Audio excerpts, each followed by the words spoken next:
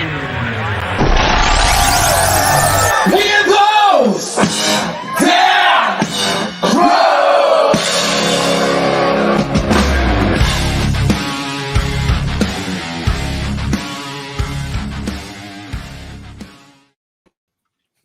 Hey, what's up, everybody? Welcome, one and all. Welcome to CrowCast, episode 73.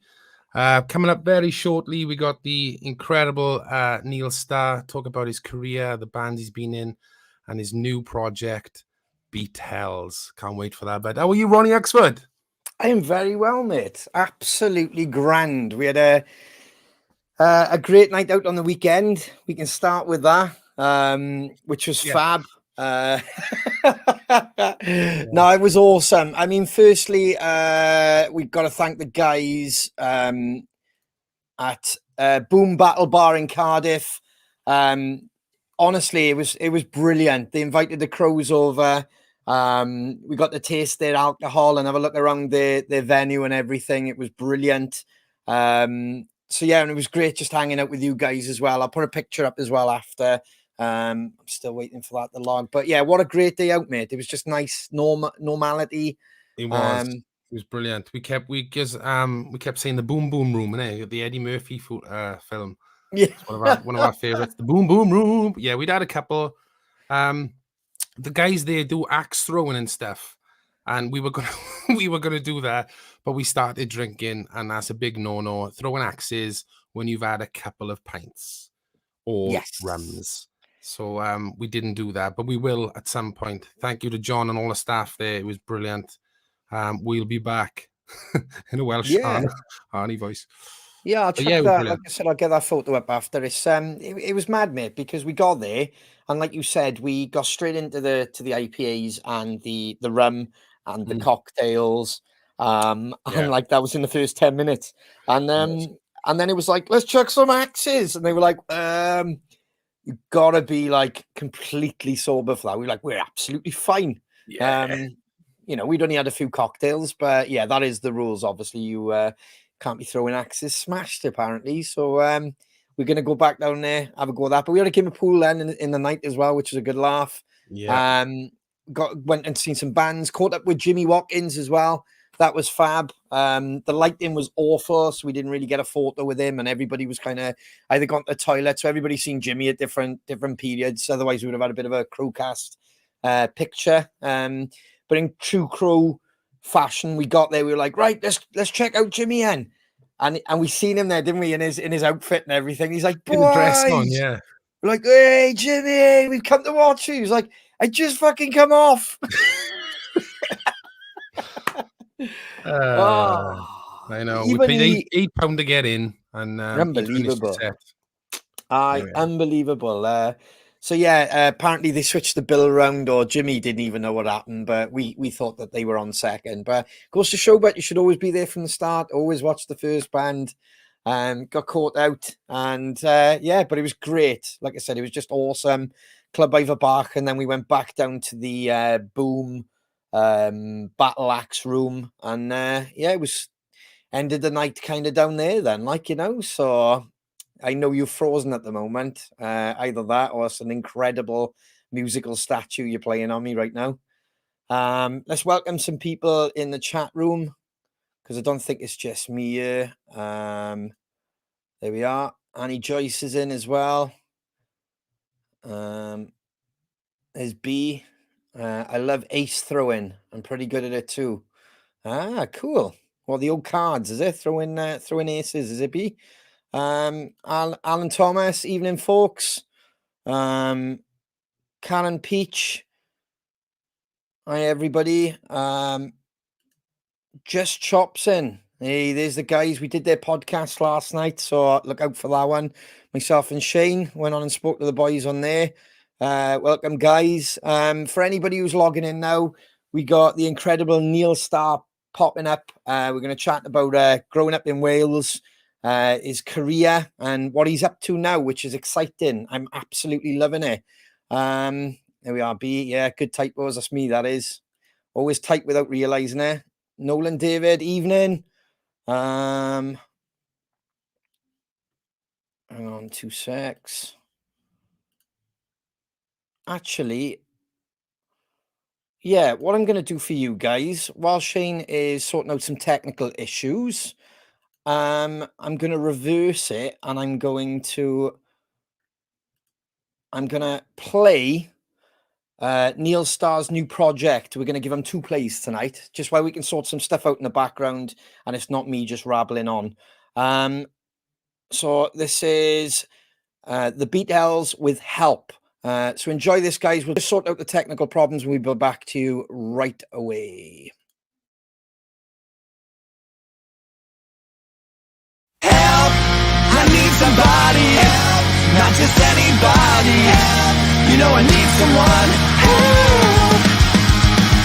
When I was younger, so much younger than today, I never needed anybody's help in any way. But now these days are gone, I'm not so self-assured. Now I find I've changed my mind, I've opened up the doors. Help me if you can, I'm feeling down, and I do appreciate you being around. Help me get my feet back on the ground. Won't you please, please help me? And now my life has changed in oh so many ways. My independence seems to vanish in the haze.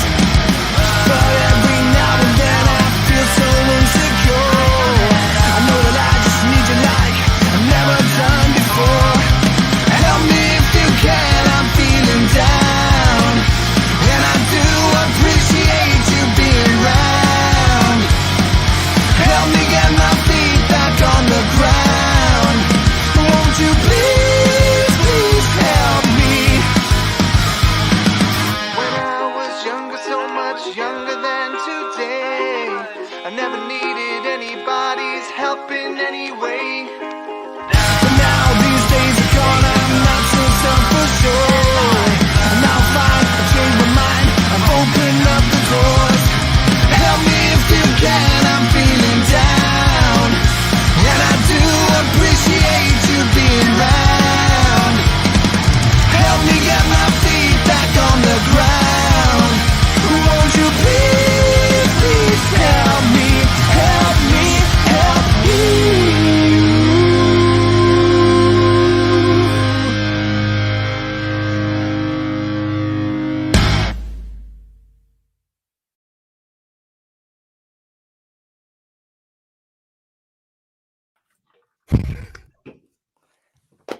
Fill in, but it's all good. It's all good. That is an outstanding tune, and we'll be getting into that with Neil, with the rest of the record, and they've got other videos available on YouTube, and we can just play it again later as well, because I think that's an absolutely banging track as well. Like, before we do have Neil on, I would like to say thank you to everybody, because Cardiff Castle is now sold out. That is it. There will be no more tickets released. This is fantastic. It's support grassroots with Phil. Would you like to read the age policies out for me, Mr. Greenall? Yeah, here we go. Cardiff Castle, all ages admission policy. All ticket holders 14 and under must be accompanied by an adult at all times. Even if you've got the mental age, I was of 12. All ticket holders 18 plus must provide proof of age and obtain a wristband in order to be served at the bar. All ticket holders 11 plus must provide proof of a negative lateral flow test taken no more than 24 hours before entry to the site. Love that. It's incredible. We had a little bit of a walk around, didn't we? Yeah, it's lush, man. I mean, the Kaiser Chiefs were there, weren't they? Was it the Kaiser Chiefs? It was the Kaiser Chiefs, wasn't it? Yeah, Kaiser Chiefs. Yeah. Yeah, there was a few bands, so it was busy. It was good to hear music coming up to the walls. We weren't allowed in because we didn't pay for a ticket, but it was, yeah. I just hope the weather holds off now. It's going to be an absolutely amazing day. Completely agree. And while we're on that as well, there will be merch available. There's been loads of people asking on the fan page and messaging us personally, will there be merch available at the castle? Yes, there will be exclusive merch available at the castle. So I hope that answers the question. Yeah.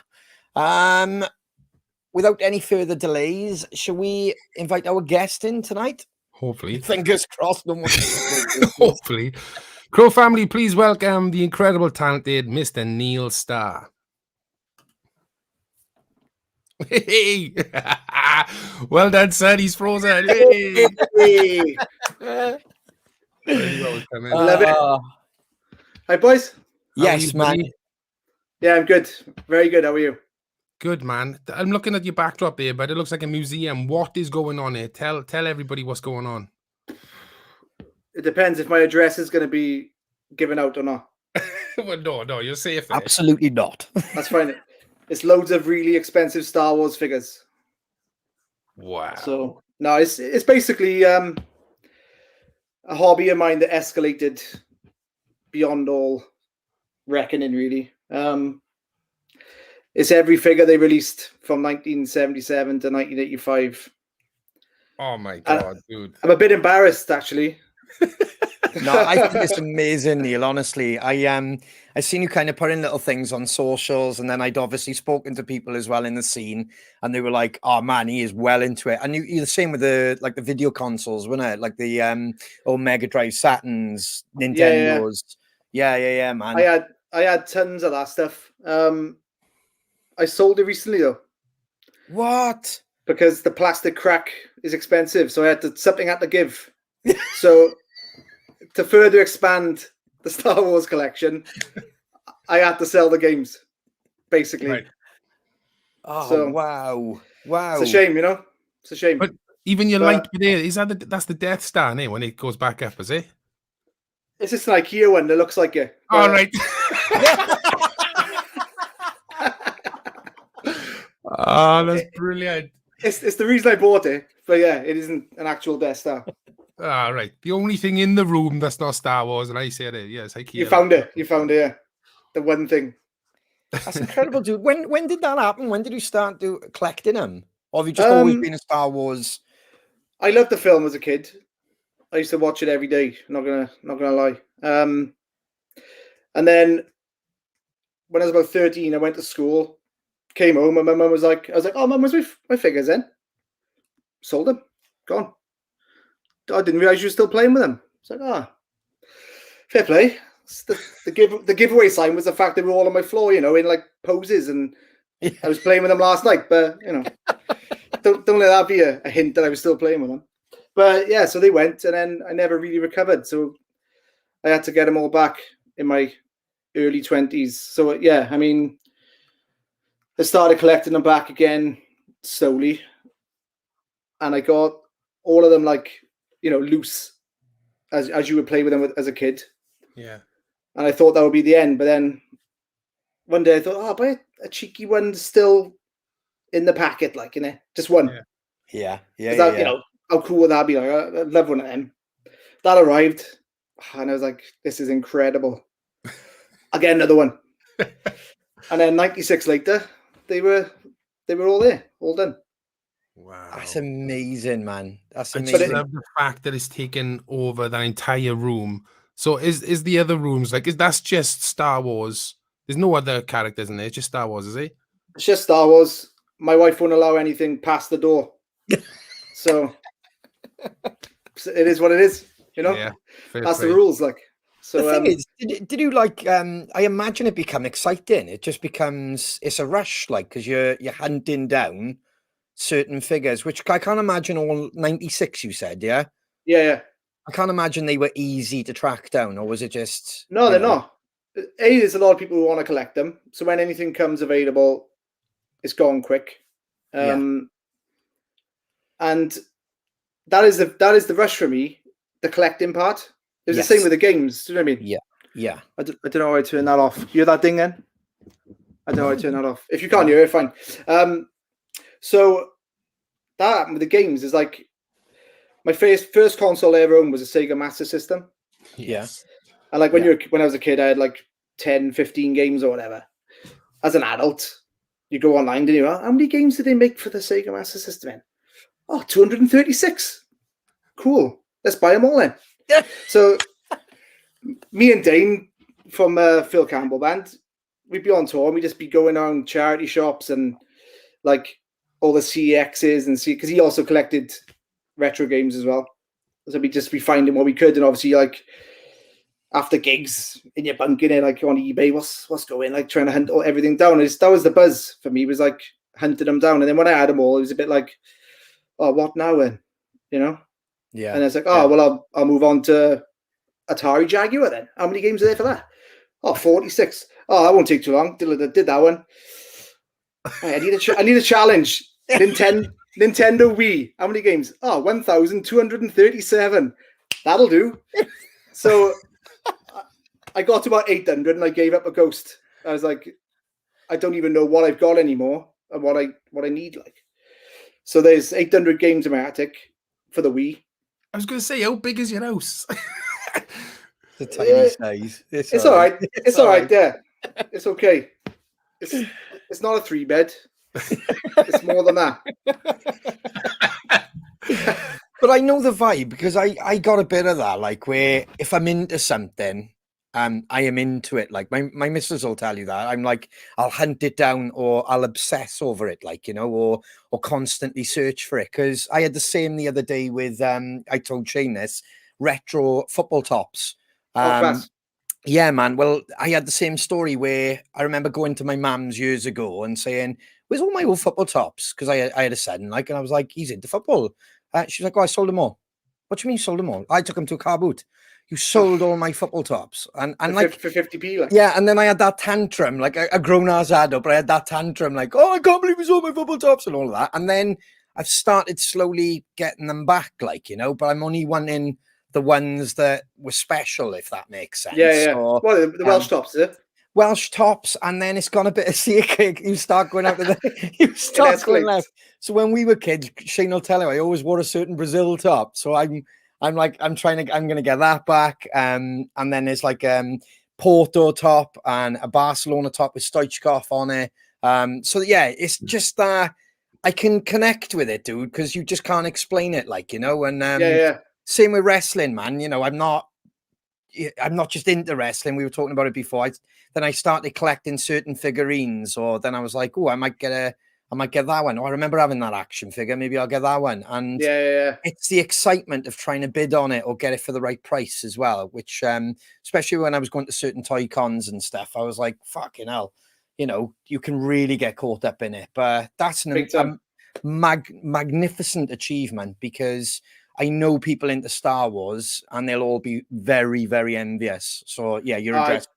Jesus. I'm almost scared to say, in case my wife sees this, but I bought, speaking of wrestling, you know, the Hasbro figures for the 90s. Yes. I bought Superfly Jimmy Snuka mint on card on the weekend. But I hope she's not watching. Was it pricey? I got to sneak it in the house. You know? Was it pricey? I think it was 90 quid. Yeah. But it's still in a package. You know what I mean? It's just like, oh, well, that's fine. Yeah. It's difficult to get them. There's not many exist, is it? That's the thing. Well, if you want to buy the figure on its own loose, it's like a tenner. Do you know what I mean? I'll send you a picture later. But yeah, I've got the original Hulk Hogan figure still in packaging. That's how the obsession started. It was like, I'm gonna get my favorite wrestler as a kid in a packet. And you're right, man. It just fucking starts then, and it's like, well, actually, I love that food with the Warrior, so I'm gonna have to get the Warrior now. And then it's fucking like, before you know, you got 45 figures, and you're like, oh, there's only 60 to get. I mean, look at the last 15, even though they're wrestlers I've never heard of. I know, man. Jesus Christ! I picked up Neville Southall on the weekend. He's by here. Oh, brilliant! Man, he hasn't come yet, but I've had Hughes. Oh, look at that! Ratcliffe. Yeah. And Rush for years, and I've been hunting eBay for Neville Southall for ages. And I found him on a weekend. Put a cheeky £4 offer in, and he's on his way. There we go. See, it's great, isn't it? I love that. I love that. He's a lot thinner in the figure than he is these days. But he's still a legend, isn't he? Well, that's what I wanted to know. Like, is it just like, I just buy him when I can, or is it you just gotta get him? Like, do you know what I mean? It's almost like you're committing to it, like, you know, as in you're into it. I just like collecting. That's the problem. Yeah, no, I get that. I play that Pokemon Go game still. No one else does, but I still play it. It's because it'll never end, because where'd you stop? Because you've got to catch them all. So that's an infinite amount. I mean, where'd you go with that? For a collector, it's a nightmare. I'm learning a lot about you, Neil. Fair play. Yeah. Yeah. Sorry, it's not all good. So let's go back in, bud. Let's talk about music. I see you wearing a Pearl Jam top there, bud. You're a massive Pearl Jam fan. Yeah, definitely my favorite band. Yeah. Got a little bit of a Pearl Jam t-shirt collection actually to go along with your football tops. Yeah. I bought one off the original drummer, David Brucey. Shut up. Whoa! Did you? It's it's amazing shirt. Wow! I didn't get to meet him; it was all done online. But yeah, it was cool. It's in my wardrobe. I haven't worn it. Can't, just in case it fades or something. But yeah. Fucking hell! Yeah, so did that come about? You were just after that T-shirt, and he was so happened to sell it, or you just kind of came across him, or just specifically looking for that one T-shirt. I mean, I bought when I was in Japan. We'll talk about this probably later on. I was in Japan touring, and we're in this vintage clothes shop, and there's this Pearl Jam shirt. I was like, oh, that shirt is amazing. It's like caricatures of them. It's from the first tour. It's bought that, came home, and then years later, I was like, oh, I wouldn't mind ripping that shirt off with Attack. So we had caricatures drawn. My mate from down the road does drawings. Minty, his name is, amazing. You might even know him through football, Casual Kicks. And he redrew us all as characters for this T-shirt in the same way this Pearl Jam one was. But I gave him the shirt to copy, and then we were on tour, and he dropped the shirt back down the print shop. And I came back off tour. I was like, "Oh, Justin, where's my Pearl Jam shirt?" He's like, "What Pearl Jam shirt?" I was like, my Pearl Jam shirt. My mate said he dropped it back down. He picked up this rag off the floor. He'd been cleaning screens with it. Oh no! I was like, "Oh, you're joking me!" He'd ruined the shirt. I was devastated for ages. And so yeah, I was on the hunt then for one for a long time, and then randomly somebody pointed me in the direction of one being sold by the original, Pearl Jam drummer. So pretty random. Managed to get it at a decent price, so I was happy. But yeah. My other one ended up as a rag in a printing shop, which wasn't good. Bit of a wheeler dealer, but today by the sounds of it.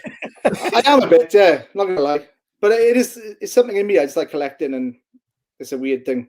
So yeah. But yeah, I love Pearl Jam. I got a shirt when I saw him last in London a couple of years ago now, just before lockdown, I think. But always been a massive influence on me personally as a singer. Yeah. Oh, he's incredible, but his voice is incredible. It is. It's flawless live as well.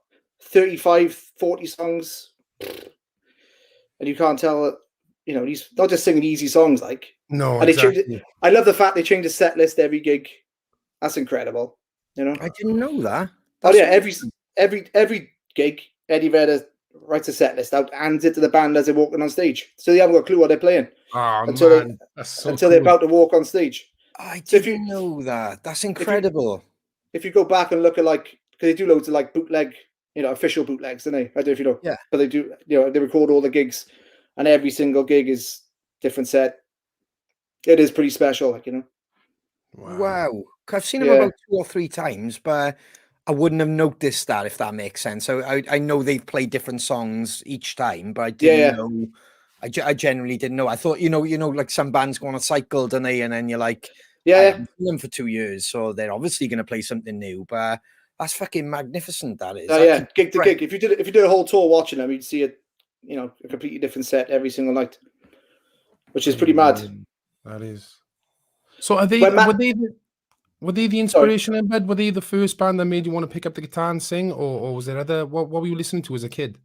It was actually Nirvana. There's a program on TV when I was too young to watch it really, but it was on late at night on a Channel 4. It's called The Word. Yeah. Do you remember? Yeah. And Nirvana came on. I wasn't even into rock music at all at this point. I think I was listening to Criss Cross at the time with my jeans on backwards. But we had but you went looking for those jeans as well, didn't you, online? Oh yeah. He's dead now. Rest in peace. So Nirvana came on and played Teen Spirit, and I was just like, what the hell was that like? And like literally, that was like a light bulb moment for me. I was like, I want to be in a band. I want to play guitar. That was just the best thing I've ever seen. I think the next week, Rage Against the Machine came on and did Killing in the Name. I was just like, what the fuck's going on here? Like, what is this? What is this music? Because in my house, it was all Barry Manilow, like, and stuff like that with my mum. So, yeah, it opened my eyes to it, and that was it then. I was into the grunge scene pretty heavy after that. And I bought a guitar that summer because I wanted to learn to play guitar, and I was a reluctant. No, I bought a tab book. I bought the Nevermind tab book and the Rage Against the Machine self-titled album tab book. May as well have been in flipping Italian or Japanese because his guitar playing so fast. It's like 17, 19, 20, 25, 30. But you can't do it. It's impossible. When you're learning guitar, it's like it's no good. But Nirvana was okay. And so I learned to play basically to Nevermind, power chords, and I was a reluctant kind of singer. I didn't really necessarily want to be a singer, but no one else in school would sing. So I was like, well, I'll sing for now then. And then no one else ever sang again. But that was it. I used to sing facing the drummer because I was so embarrassed and nervous of being the singer. Like, didn't do a gig like that, but like when we were rehearsing, and you know, if you ever rehearsed in school, you got friends come in and watch and all that. It's like, oh, I don't want them watching. Yeah. If I turn the mic around and face the other way, they won't even know I'm here. Like, so what was the first gig, bud? The band was called Super Unknown. I remember that name. Very cool name. Yeah. It was probably some school thing, to be honest. Yeah. I don't remember, but we would have played like just Nirvana songs or Ugly Kid Joe or something like that, you know. Yeah, that was the time, wasn't it? Yeah. What was the scene like by you then? Because like we talk about this on CrowCast and we always talk about it anyway to anybody, but I just remember our school just fucking blew up. Like you said, Nirvana happened. Everybody started growing their hair, just dressing scruffier, and it was just a fucking revolution. Do you know what I mean? It was just like a new. That was it. Like everybody just got in bands. If you could play, brilliant. But what was it like with you? Was it the same or? It wasn't, to be honest. I bought a cardigan like Kurt. Do you know what I mean? Because of Unplugged. Went to school and everyone's like, "What who's this freak? What's he doing?" I'm like, I'm in a cardigan like Kurt. Like, you know what I mean? Like, I'm the freak. You're the freak. You don't know who Nirvana is. Like, yeah. There was a couple of us in school, really, and that was it. But that was enough. You only needed a drummer and a bass player. Do you know what I mean? So yeah, I remember the school gave us money to go and record, which was cool of them. So our first ever demo was Super Unknown. We went to a studio in Cardiff with 250 quid the school had given us. Like, that's brilliant. That is. Which was class. But there weren't really any other bands in school. We were the only one really. There was a few local bands with some older people in, like, do you know what I mean? But we were like 16 years old or whatever, and yeah, there wasn't anyone in school playing. There was a handful of us who knew who Metallica were, and you know, we'd hang out. I was lucky because like I also like sports as well, so I was kind of like friends with the sporty kids, and they forgave me for my cardigan because I was good at football. Do you know what I mean? That sounds very similar to me, but I was very sporty, but music was everything as well. Like, so yeah, I had two groups of friends really. Yeah, same. Yeah. But yeah, so it was, when we started obviously like doing covers gigs and as teenagers, we then saw there was other bands doing it, and then it kind of grew a bit more, but it was more a bit later on with the Oasis revolution and Ocean Colour scene and all. It wasn't more the grunge then. The bands that were coming out locally were more, you know, playing that kind of indie stuff. It's cool though, you know. And we also played those songs when we were covering them, do you know what I mean, as well? Yeah, I mean, both pockets were cool. I mean, because we don't live far from each other. It's just, I always explain this to everybody. Everybody kind of knows everyone, but there's still a large enough radius to do or be active, especially back then, because you could almost tour Wales. You know that. You could, you know, at 15, 16, 17, you could do like a proper tour around Wales of just pub clubs, like, you know, and it was there was enough people kind of in every area, whether it be Bridgend. Bridgend had like 2 or 3 places you could play, and then you could come up to Pontypridd, Caerphilly. You could. There was all places everywhere, like, you know, and Newport, Cardiff. Jesus Christ, like, you know, it was. There's a load of cool venues, wasn't it? And that was the beauty of it. Like, there's plenty to do. I mean, I'm talking pre-2000s now. Like, I mean, so it was a bit more, a bit earlier. Obviously, like when that like Lost Profits explosion happened in Wales.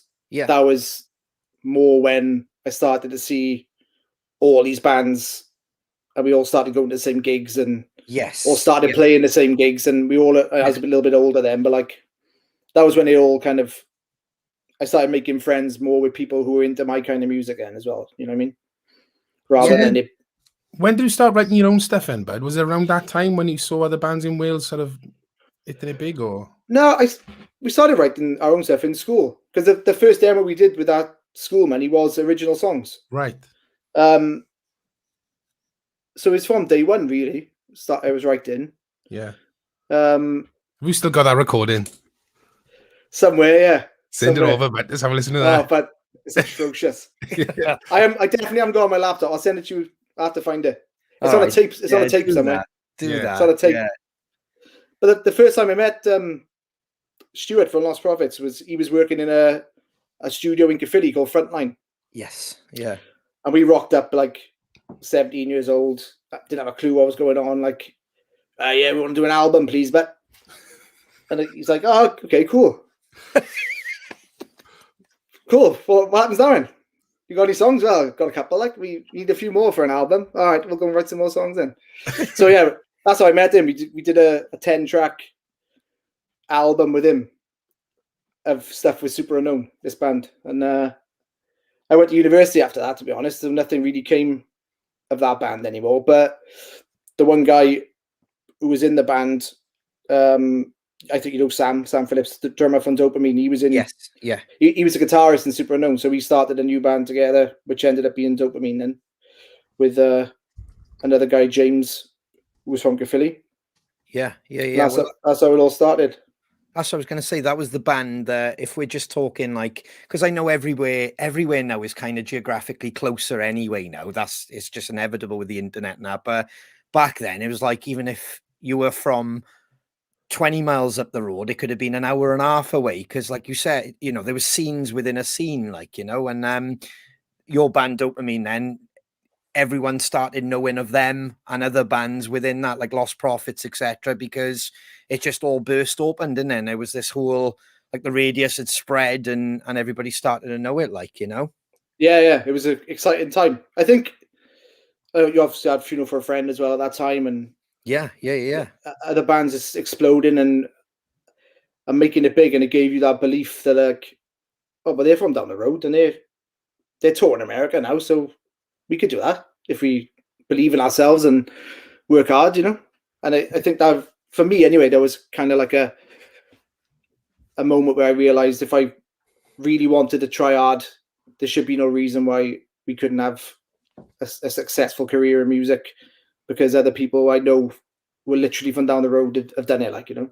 Well, I think the first level for me and Shane, like, I don't know if you ever heard of him, but the first level, and maybe you remember this, Shane, of level of success that we heard, or a band doing well, was a band called Revoker, and they were like, they were like indie-ish, and I just remember, because they were like not far from where we live, and it was like, fucking hell, they're doing really well. You know, if you took out the Manics, and then obviously, like, when we were kind of bursting through or like playing and in bands, like Phonics had just signed to V2, so they had made you believe, you know, a bunch of boys from Kamaman, and all of a sudden now they're on like TFI Friday, and and like, fucking, you know, to us then, especially growing up in that era, you're like, Jesus Christ, anything's fucking possible now, like, you know. So because obviously in Manics we were a little bit too young to kind of catch their fame, like, but the Phonics is definitely someone I think we caught hold of and went, wow,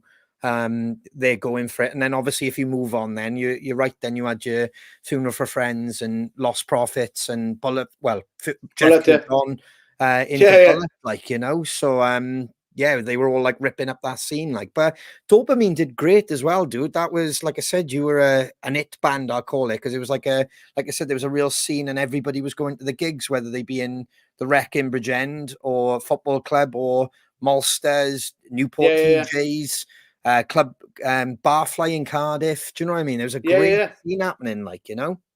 It was. It seemed like everyone was supporting each other at that time as well. You know, like if you weren't playing, you go and watch your mate's band. You know, and the shows. It was great. And then you had other bands who were doing all right, taking those smaller bands out with them on tour to give them the help and exposure they need to reach a bigger audience. And it was real. There's a big thing in Wales, wasn't it? It was like, you know, everyone was helping each other out, which is great. Yeah, I just got corrected. It's Revolver, not Revolker. That was Jamie's. Revolker. That was Jamie's band, yeah. Jamie's band. That was on the tip of my thing. Yeah, Revolver back in the day. But yeah, 470, like.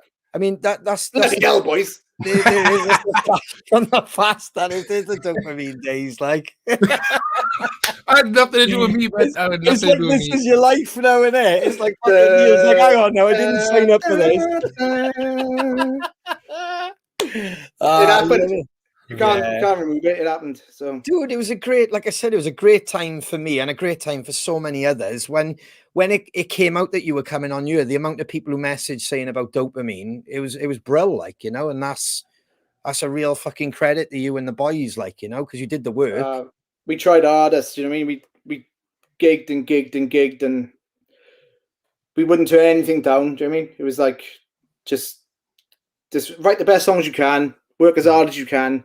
You know, we all quit our jobs to do it full time, even though there was no money in it. Like, but that was kind of how you had to look at it back then. It was the theory was gig 365 days a year, and eventually it'll click, like, and something will happen. And we did do some amazing stuff, in all fairness. The very first tour we did was with what's that band called? Under Oath. Yes. Yeah. Because we basically did a tour. There's a band called The Hurt Process, and the drummer from that band was working A&R Golf Records. I don't even know if Golf Records still exist, actually. But yeah, so he saw us play every night because his band were playing as well. And at the end of that tour, he was like, "Want to sign you to Golf Records, mate?" It's like, shut up. From Australia. Get out. Let's say accents are my strong point. But he's about 6'7". This guy, he's massive. He had me by the shoulder. "Oh, you're gonna be big, man." So yeah, he's like, that was a big deal for us. The bad news was we had to go and sign the record contract when Wales were playing the flipping qualifier for the Euros. It was like that Russia game, tamping. What? It's like, of all days, we gotta go and sign when it's Wales' biggest football day for a long time. But yeah, so that happened. It was good. Wales didn't qualify. That was bad. But yes, we signed with them. We did some tours with like bands like Beloved and other bands that were on that Plastic Head distribution Golf Records thing. Yeah. Did some shows in Europe with that as well. Got to meet like an American man called Zebrahead, who I've always, they've, you know, best mates now, but like they've always helped me out personally and with the bands I'm in and given us amazing shows and stuff over the years. And yeah, we just did what we could. Funeral for a Friend took us to Japan, Australia. Unbelievable times, like, you know. Yeah, what was that like going over to Japan and stuff, man? But I'm in debt forever to those boys for those experiences, like, you know, because you'll never ever forget it. It's so different out there. Than what, you know, than anywhere else. The culture, the shows, everything's different, but it was unbelievable. It really was. We did it with Lost Prophets as well, actually. So we did it twice, lucky enough. But yeah, it was amazing. We had a record deal out there, which helped us get these tours, you know, because we had to have a label giving us some funding to go out there because we couldn't afford to do it ourselves. And yeah, it was just incredible. Walking at Tower Records and then these big displays with your face on, and I was like, yeah, bye. And like people stop you in the street for photos, and it was class. It was really good times. It was like, it was so different to like being back home then. Yes. You know, it was, because like you wouldn't be, even though like we did all right locally and all that and stuff. Nobody's stopping you walking around Cardiff to go and have a picture, but it's not happening really. But in Japan, it was bonkers. People hyperventilating just to have a picture with you, like is pretty cool. And the arcade machines were incredible. We were sat there playing Super Mario Arcade. I looked to my left and it's the Enter Shikari boys. It's like, bloody hell, boys. What's going on? So random. Like, I think we played with them in Bridgewater Rugby Club like the week before, and then we're both just randomly in this arcade place in Tokyo a week later. That's mental. It was so funny. I'd love to play Japan. Who would you, Ron?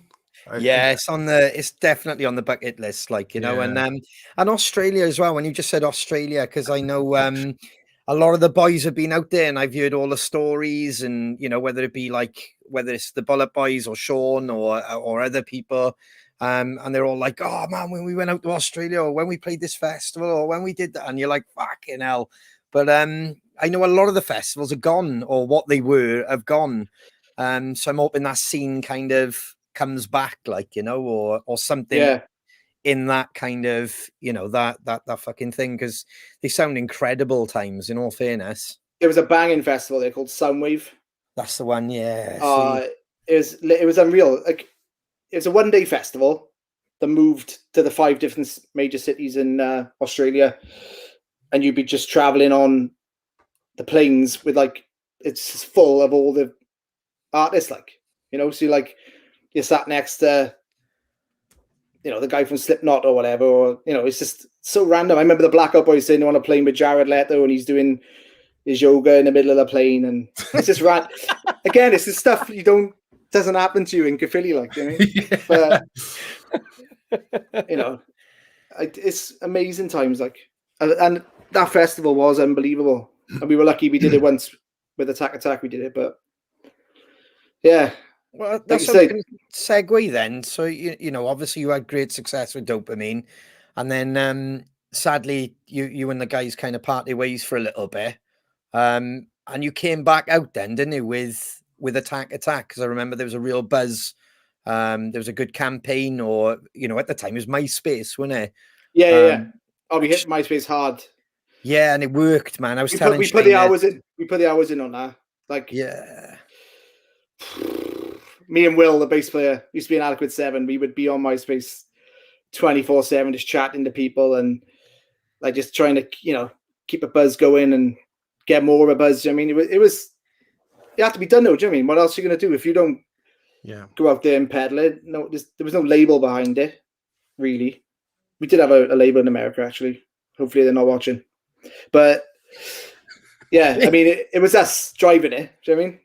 I mean, we were talking about this just before you came on, and I think that's going to be the theme about this. If anybody's not prepared to work for it, you ain't going to get nothing. We've had the same conversation with others, but Attack, especially in that era, like MySpace had just come out, which is totally different to the early Dopamine days or any of the bands around the South Wales scene who had to put posters up. That was it, wasn't it? Stuff. That was the only real. Yes, and like exactly that, man. Massive and all that stuff. Because it proper was word and mouth. Because I remember going to a gig, and Shane probably the same, when we used to go like to the football club or something.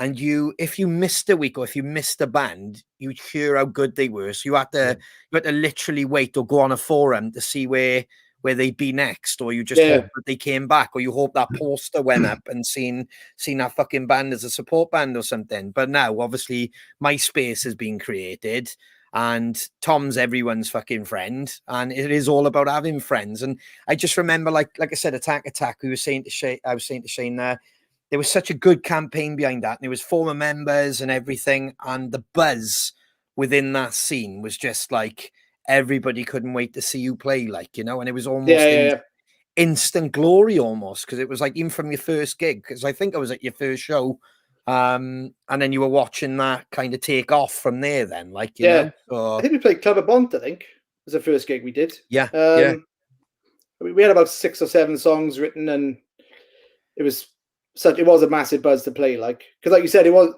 people were like anticipating it a bit from the stuff we'd done before. Obviously we had Mike and and Ryan from Pete's Sake in the band as well. Yeah. So they were an established band around South Wales as well. So it was kind of like, and Will from Adequate 7. Yeah. So I think everyone was a bit like, oh, I can't wait to see what this is going to be like. And we kind of hit the ground running with that because we had people already backing us from the other bands. You know what I mean? Yeah. They wanted to hear this new project. You weren't having to convince anybody, like, you know, to check it out. So we all had these industry people who were already like singing your praises just from hearing a 2-track demo and stuff that we'd done. And we had like Visible Noise. Yeah. Wanted to sign us straight away, and it was bonkers thinking back, and it could have gone totally wrong. But I said to the boys, let's just go to America, record the album, do something different, like, you know, because we'd always recorded with Ramesh Toden Goda, and obviously he's amazing. There was nothing against him at the time or anything, but just wanted to do something different. It's like, it's a different band, so it seemed right to do something completely different for recording. And a couple of the boys from the Prophets had moved to LA, and Stuart, like I said to you earlier, he had a studio in Caerphilly years and years back. He was like, "Oh, come to LA and I'll record you, like the old days." Like, so like, okay, we got no money, so let's think about how we can do this. Like, so I looked at my credit card, what the limit was. For some reason, they gave me a 16 grand credit limit.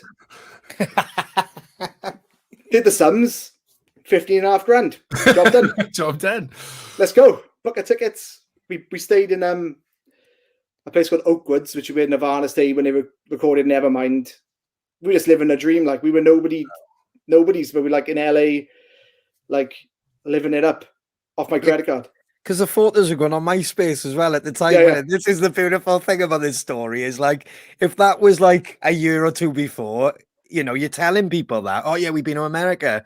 But because this is like your first social network site, it's all of a sudden anybody in the scene is looking at fucking photos of those boys partying it up by like swimming pools. And it's like, they're in fucking America.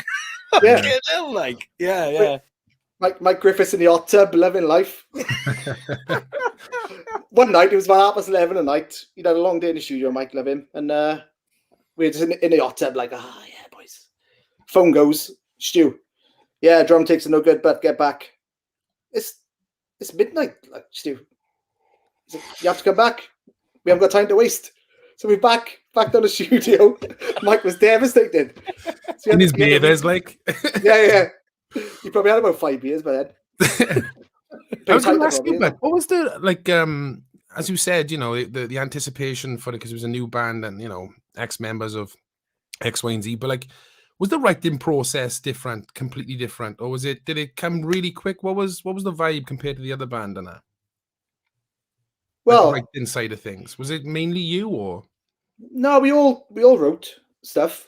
Me and Ryan spent a lot of time together at that time writing stuff, but also Will, the bass player, he's like a riff machine. So he'd come up with these riffs.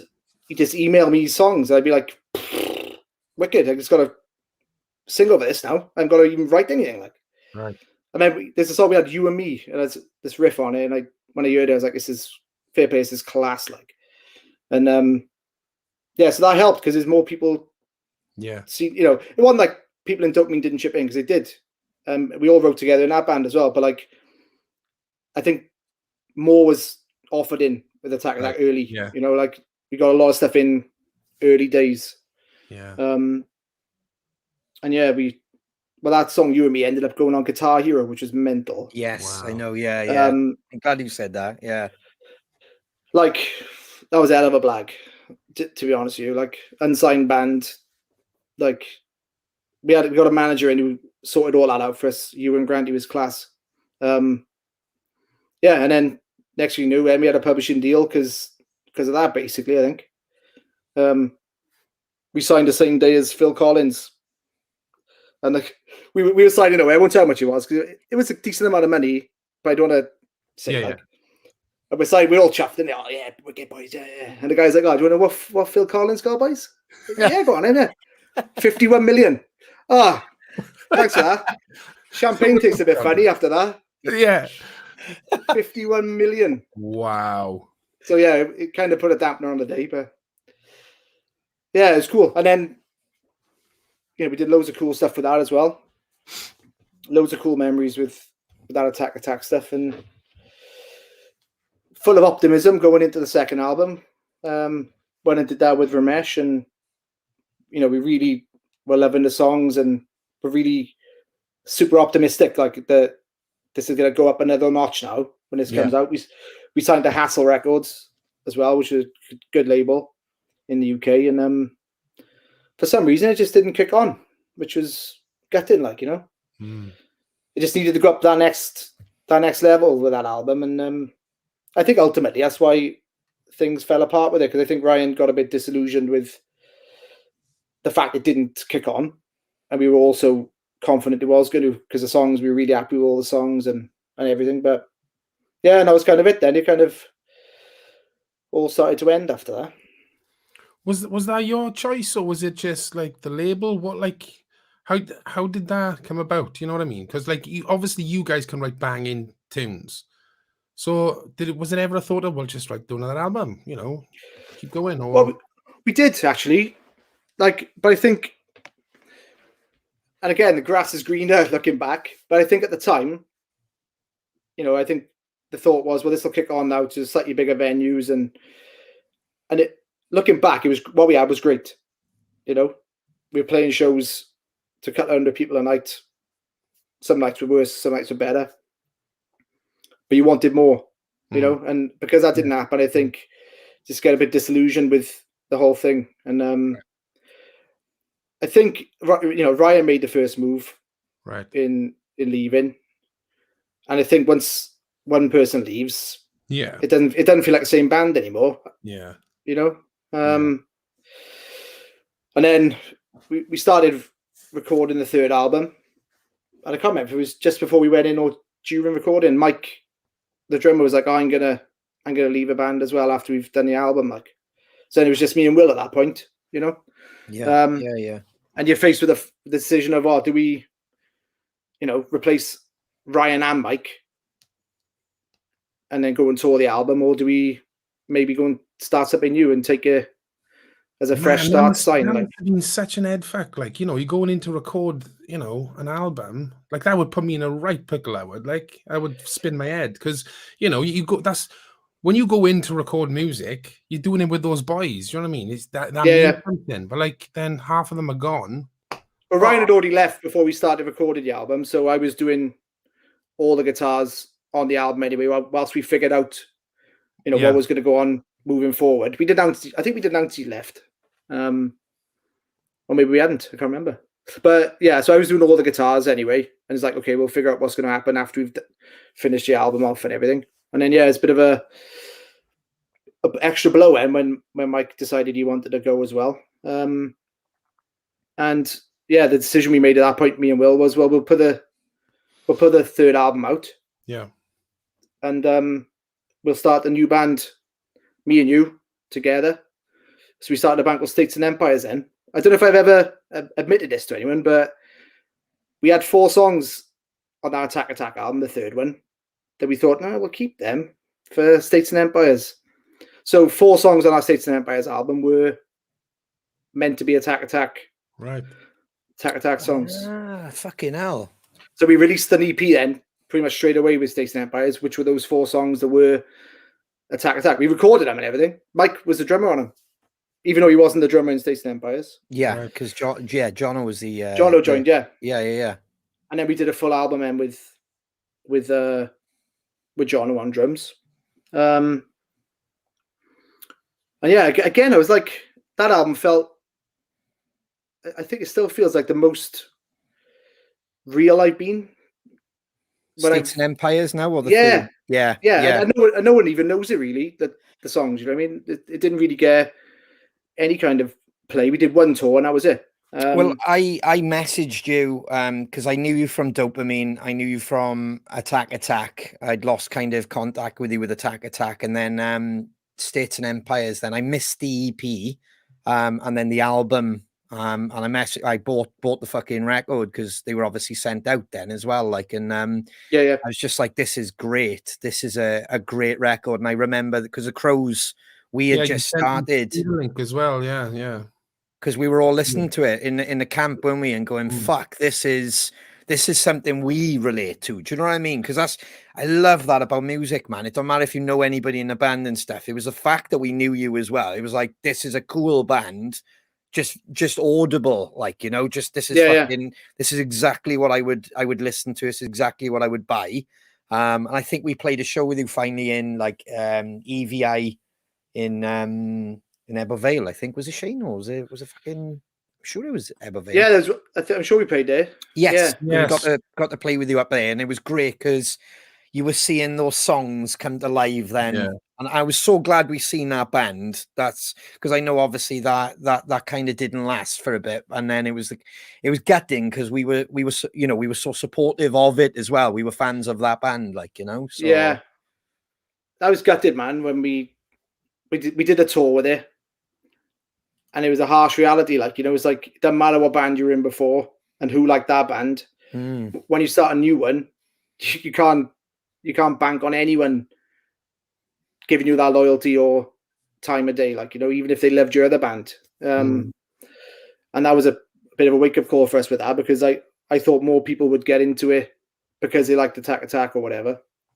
And the tour we did was real hard, like, you know, it wasn't many people came to the shows, and they were free gigs as well. We set up this whole free tour, like. That's right, yes, man. Yeah. I don't know if I was negative, because if you don't commit to buying a ticket, you know, maybe you aren't going to come. Like, I don't know, but it was a hard time. It was a hard 3 weeks, and I think, yeah, after that 3 weeks, we came back from the tour, and I'm pretty sure that's when John was like, I don't know if I can, you know, I need to earn some money, all the stuff, real stuff. You know what I mean? Yeah.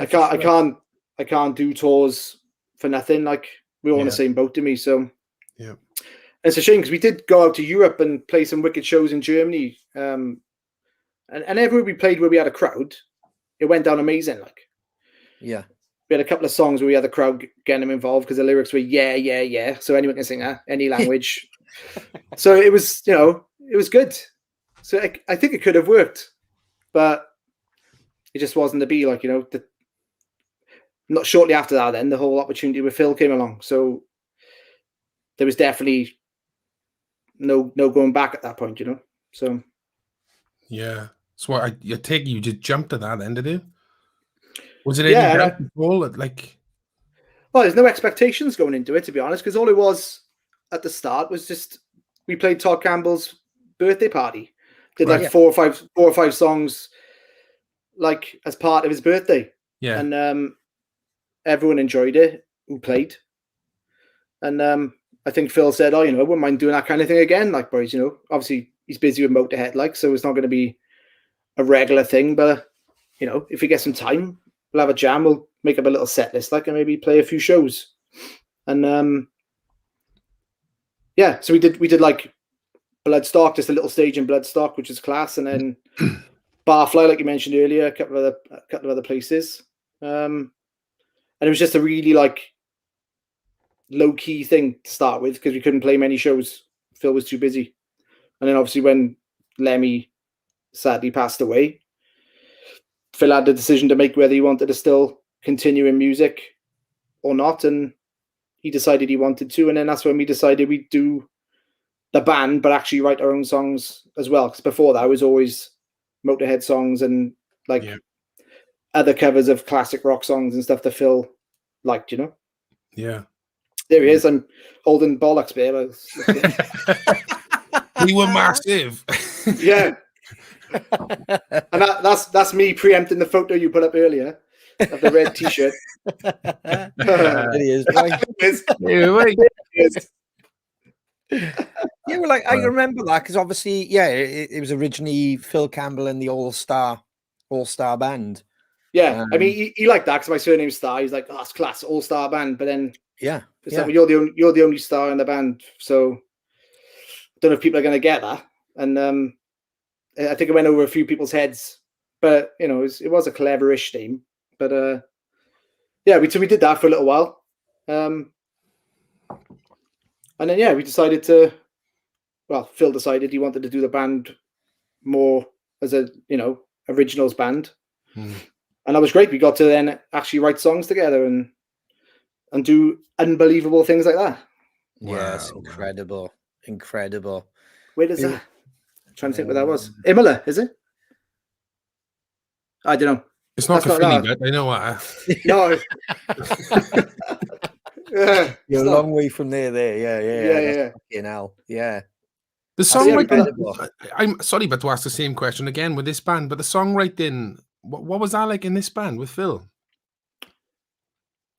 Basically, Todd or Phil or Tyler or Dane would write some music. In sound check sometimes, or stuff, when you're out in the house, you write stuff or whatever. Yeah. So all the music would come from them. Yeah. And then Todd would basically send me like a demo of some music. And then I would just write the melodies and words over that. That was the format for all of that, basically. Right. For everything we did. So it's handy because everyone in the band could play guitar. Do you know what I mean? Like everyone could write. Dane's on drums, but he can play bass like a bastard, can he? And he can play guitar. It was really, every album's got everyone on it, Brilliant. Class. And then we did a I think it was a 5-track EP to start with. And that just went down really well. We released it on the Motorhead imprint on UDR Records because like the connection with Phil and everything there. And it just went down really well. Phil sent it to a few people, like flipping Guns N' Roses management people, and they were loving it. And it was class, It's like everyone's into it, which is it's a bit of a relief.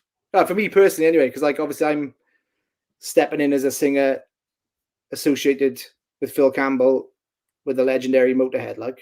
Yeah. So it was always a bit of a in the back of my mind, like, I'm never going to try and be like Lemmy. It wouldn't feel right.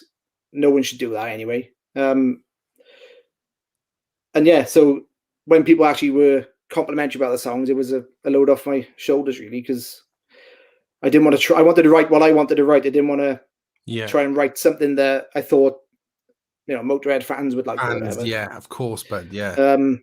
So there's always that element of doubt in your mind then when you're writing. It's like, oh, is this going to translate to everyone now? Yeah, but absolutely. But all the feedback was always awesome, like, So that was cool.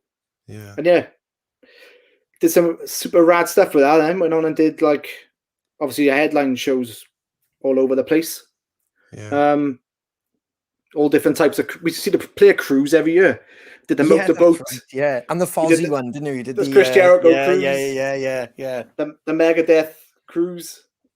I think Dane was saying that he was like you were on late on the Fozzy thing, and then all of a sudden Jericho rocks up, fucking singing with you and Phil and all that late. Yeah. They're like, oh, it's random. There's been a few random ones where like I'm singing and then I looked to my left and then it's Dee Snider. Here he is. There he is, man. Hey! I'm singing with Dee Snider. Oh, I'm singing with Chris Jericho. Yeah. Oh, I'm singing with Whitfield Crane. I was a massive Ugly Kid Joe fan. That was mind-blowing when he came up and was singing. Yeah. We did a little tour with them as well. And where was that too? Did UK? UK, was it? Yeah. You supporting them or? Yeah. They offered us the whole tour, I think, but I think maybe we could only do the UK part for some reason. But he let me sing Ugly Kid Joe song in sound check. My mind was just blown, like. Yeah. And I came off and he's like, yeah, you got the words a bit wrong, but I'll forgive you for that. I was like, oh. I stuffed it. My one chance with Whitfield Crane, I stuffed it. Oh, that's there we go. Dude. But yeah, it's some absolutely class things. Like the biggest thing we did was our Guns N' Roses shows. They were unbelievable. I'm saying as if they're no longer. They're still going, obviously. Yeah, but I genuinely remember seeing the poster go up before you'd even played a show. And then luckily with social media and stuff, when you put some of those crowd shots up, I was just like, fucking hell. Wow. That's like that's what we grew up on, wasn't it? Seeing like those crowds, like, it's fucking that's proper. That's how you draw a gig, like, it's fucking hell, it's a different level, like, Well, yourselves, you try and take it all in when you're on stage, but you can't take it all in, can you? And then to have those photos to look back on late in the night or a month down the road or a year down the road, it's like it's nice, you know, because you do your best to try and live the moment and like soak up every inch of atmosphere you can. But you know yourselves, you get on stage and it's over like before you know it. What do you like, bud? Before you go on stage, are you nervous? Do you get? I mean, it's obviously crowds like that. Well, that was a different level. Like personally, no, I get more nervous. Do like an open mic night to my mum's there or something. yeah, to be honest, honestly, genuinely, but I'm quite like I had a little routine where I'd like make my honey and lemon and do some warm ups, and so that'd be the same routine every day. Yeah, slip the denim jacket on, like, and just try and enjoy it. Nerves not really a thing for me on those shows. I think maybe the first couple I did with Phil, I probably was super nervous. I can't remember, but probably more because it was the first band I've ever been in where I didn't have a guitar as well. So I was a bit like, what do I do with this? Like, so I just held the mic as tight as I could for 40 minutes. Yeah, did that take a few gigs to kind of adjust to that? Like, you know, like were you looking back at videos and stuff, just seeing how you move? And I'm not sure if I ever really adjusted, to be honest with you. It's hard. Like when you've had a guitar for that long in front of you, it is a bit of a comfort blanket. Like, I definitely watched videos of like Eddie Vedder and stuff to try and get some ideas of like what I consider to be cool front men do. Like, yeah. And he's always bopping around and bringing the energy, and that's what I tried to do as well. You know, just tried to be as energetic as possible whilst also keeping a little bit of breath to be able to sing. But yeah, it's hard because you got these moments where there's obviously guitar solos. In that band in particular, there's a lot of guitar solos. So it's like, well, what do I do now as a singer? Like, you know, I don't want to just stand there and do nothing, but I don't want to go mental because obviously it's not my moment. Like, you know what I mean? It's someone else's. So I found those moments challenging, like to figure out what to do. This sounds weird, probably. I'd be stressing out over that. Yeah. I'm lucky, really, because Shiner doesn't like solos. So he's like, so I don't have to worry about it too much. Yeah, take the limelight quick. Take it. I'd love a breather on stage. I just don't get them. Like, oh, they are handy, aren't they? Yeah, they're few and far between. Yeah.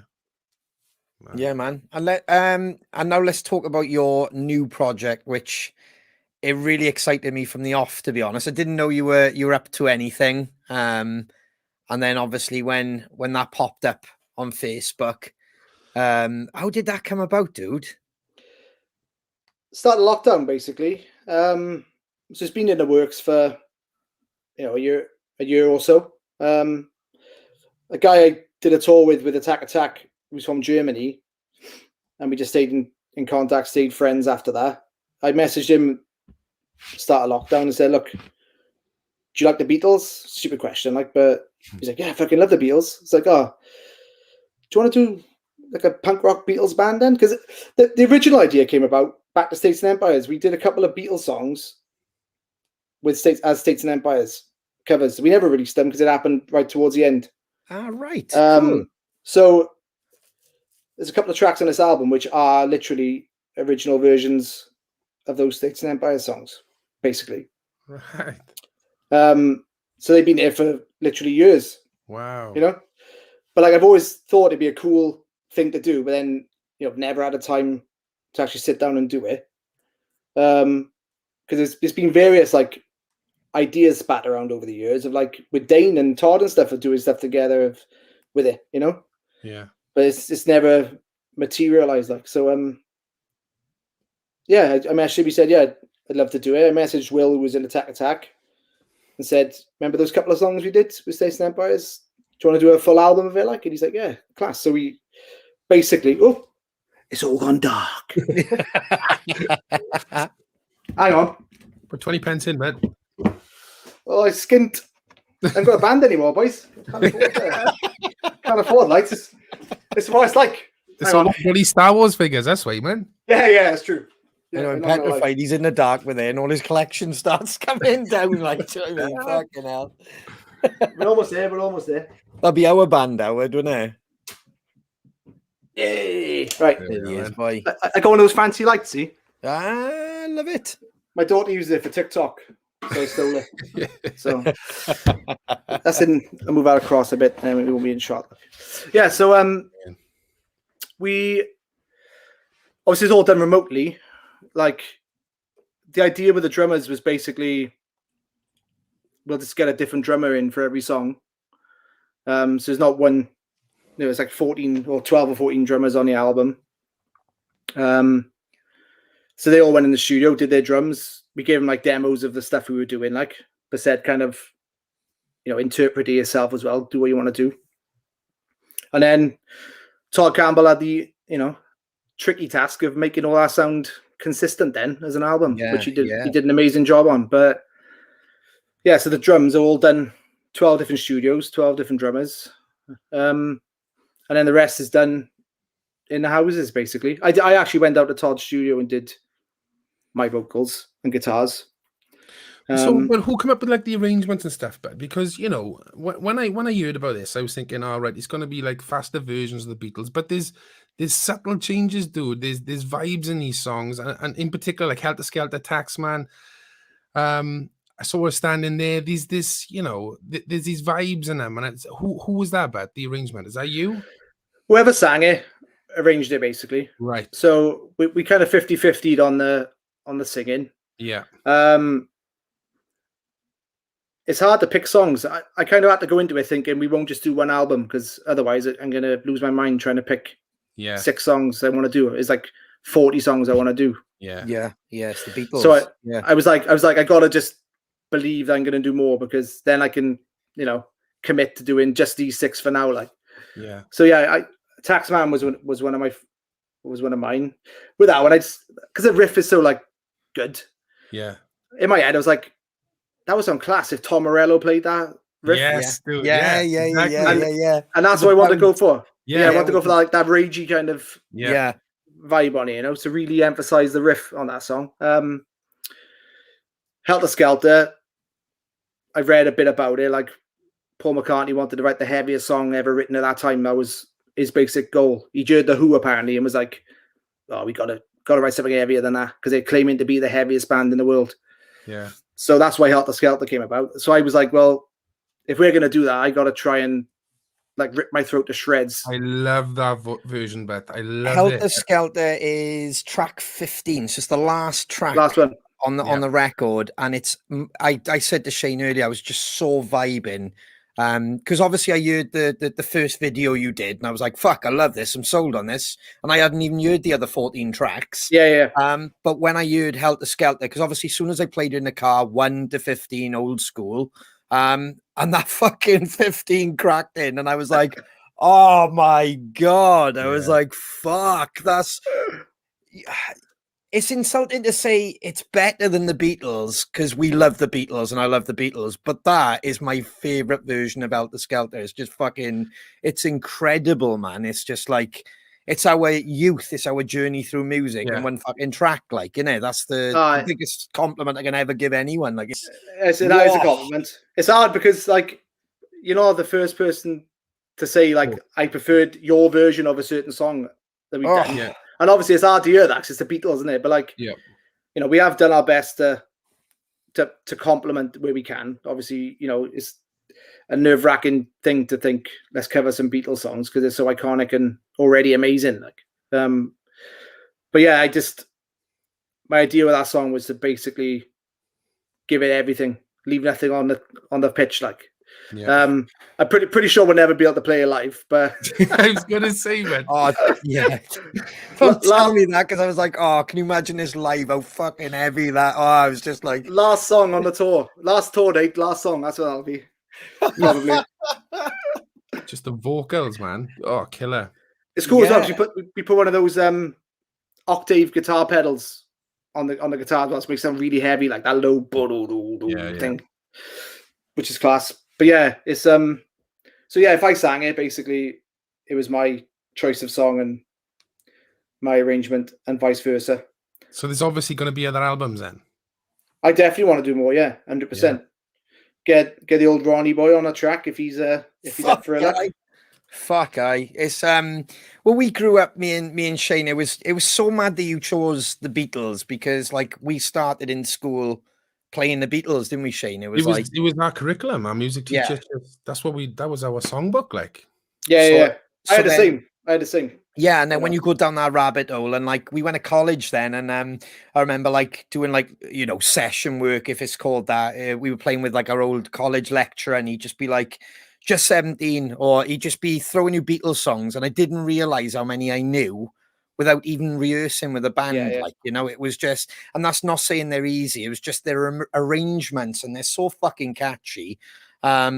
And I grew up with the Beatles in the house. Like, my mom always played the Beatles. It was just like, it's just such a band where, and I know they're not everybody's flavor. And, especially in the rock world, it's like, ooh, I don't like them, or you're more the Who or more but for me, I just, oh man, you just can't fault that. Like even Helter Skelter, I was fucking buzzing in the car when you got that kicking your head in. And then the second verse is when all the harmonies come in as well. The wall of harmonies, and I'm like, fucking hell, you're buzzing. I've always been a fan of them. I used to like a layer harmony, like now and again. We don't mean like we used to push Ramesh's original 24 track to the limit sometimes with the old vocal harmonies. Like, but loves the harmony, don't you, Shano? Oh, but I love him. I love there's him. no limit. I was listening to the album and I was like, please still have the harmonies in that. That before I'd even press play. Like I love the Beatles, grew up on the Beatles, but what you did, bud, you did it your way and the boys' way, with the arrangements and stuff, but still had the beauty of the Beatles and those harmonies, bud. And they were class. Absolute you can't class. take them away, can you? Because you can't. It's part of what the Beatles are, like, isn't it? Yeah. There's so many interesting harmonies. Like it's difficult. Like, Paperback Writer. Oh, what a version! Yes. Yeah. I googled a video on what the harmonies were. I do recommend you do this afterwards. There's a guy somewhere in Norway or something, and his video is hilarious. His voice is terrible, and his accent's brilliant. It's like Paperback Writer, and then he's like video 2. Paperback Writer, and it's like these different videos. Oh, it's brilliant. That's how I learned. That's how I listened to the harmonies. Oh, it's class. But like, there's a bit in there. It's like there's a backing vocal on one of the verses. I was like, what are they actually even saying there? Like, and I did a bit of digging around, and they're saying Frere Jacques. Yeah, I was like, so random, like stuff. I must have heard that song 500 times and never, worked it out. And then when you have to sing it, you got to know what it is. Like, I didn't know that. Yeah. Wow. So it's just random stuff like that, figuring out what they're saying and on little bits that you've heard a million times, but don't actually know what they're saying. It's mad, that is, because Ronnie does that on our songs, and that's not even joking. Yeah, I'm fucking terrible at that. I'm terrible. I hate the fact I fucking shit with lyrics. Even like Foo Fighters songs I grew up with, I'll change a word, but I don't know if it's like part of like dyslexia or something, but it's almost like I use something else and that's it. And I did it with our band, and Shane Shane noticed it first, then Lloyd caught onto it, and then they were taking a fucking piss. So I'd sing just a line on my own behind Shane, just a separate melody, and they were like, what the fuck are you singing there? And I can't even remember what I was doing now, but it was completely, and Shane went, that's not the lyrics, bro. I was like, it is, isn't it? He was like, no. And then he sang me the lyrics. I went, oh, mine sounded all right. Mine sounded all right, though, didn't it? I was trying to justify the fact of... They weren't even lyrics. They were just noises. You just made like these noises. Yeah, with like one or two words chucked in it. Yeah. Yeah, it's kind of like the old oi-ois with the punks and stuff. Do you know what I mean? So it was almost, it was fucking, hang on. Oh, there we are. Yeah, times like these. Whoa, whoa, whoa, whoa. So I just I down in a whoa, whoa, like a beach boy fucking whoa, whoa, whoa. Yeah, mad, like, it's just fucking mad. So, yeah, I'm guilty of doing that with the band, unfortunately. So, learn your lyrics. Have you looked at your lyrics on Apple Music and that when the lyrics come up when you listen to a song? No. Have a look at your own songs. I'm looking at some Phil Campbell ones. And there's some absolute howlers in there where they got the words wrong. Some of them, some of them were even better. And I was like, why didn't I think of that? Keeper. Yeah. I'll take that one down. I'll take There's that one one, down. I can't remember. I have to. Like, it was this song called Ringleader, and there was a line in there, and it's like, oh, that line is genius. It's not what I sang, but it's what they got done. I said that line is so Kurt Cobain, it's unbelievable. I'm gutted I didn't think of it. And I said to the boys, like, boys, you got to see his lyrics, like, but almost every song's got a mistake in it, and it's hilarious, like. Oh, I'll But check it the out. process of this record must have been so exciting when you were seeing it all come together. Like, do you know what I mean? Because I assume, was it just going to you, or was it going to you? And who was the other singer? What's his name? Sibby. Sibby. So was it Sibby, going? yeah. Was it going all out at the same time, or was it? To be honest, it was a bit of a weird one because if I wasn't singing it, Yeah. he would do all the guitars. Cool. If I was singing it, I'd do all the guitars. Yeah. So like, I kind of wouldn't hear anything until I went to Todd's studio to sing my backing vocals on his song, Right. and I'd be like, "Oh, this is fucking wicked." Yeah. So Yeah. I'm the last man in it now, putting the last little bit on it. So I was hearing the songs a lot of the time for the first time, which was so the anticipation wasn't really there building up. But then once like Todd had done the mixes, I just wanted it out then. I wanted everyone to hear it, like, you know what I mean? But you got that waiting game then of getting everything ready and, you know, got to do what you got to do. But yeah, there wasn't really that anticipation building up whilst recording because, you know, I was either recording all of it, my end, and it's done, or I was hearing it at the very end once everyone else had already done their stuff. I remember Todd sending me the drum track to I Saw Her Standing There as a solo track, and he was like, what is going on?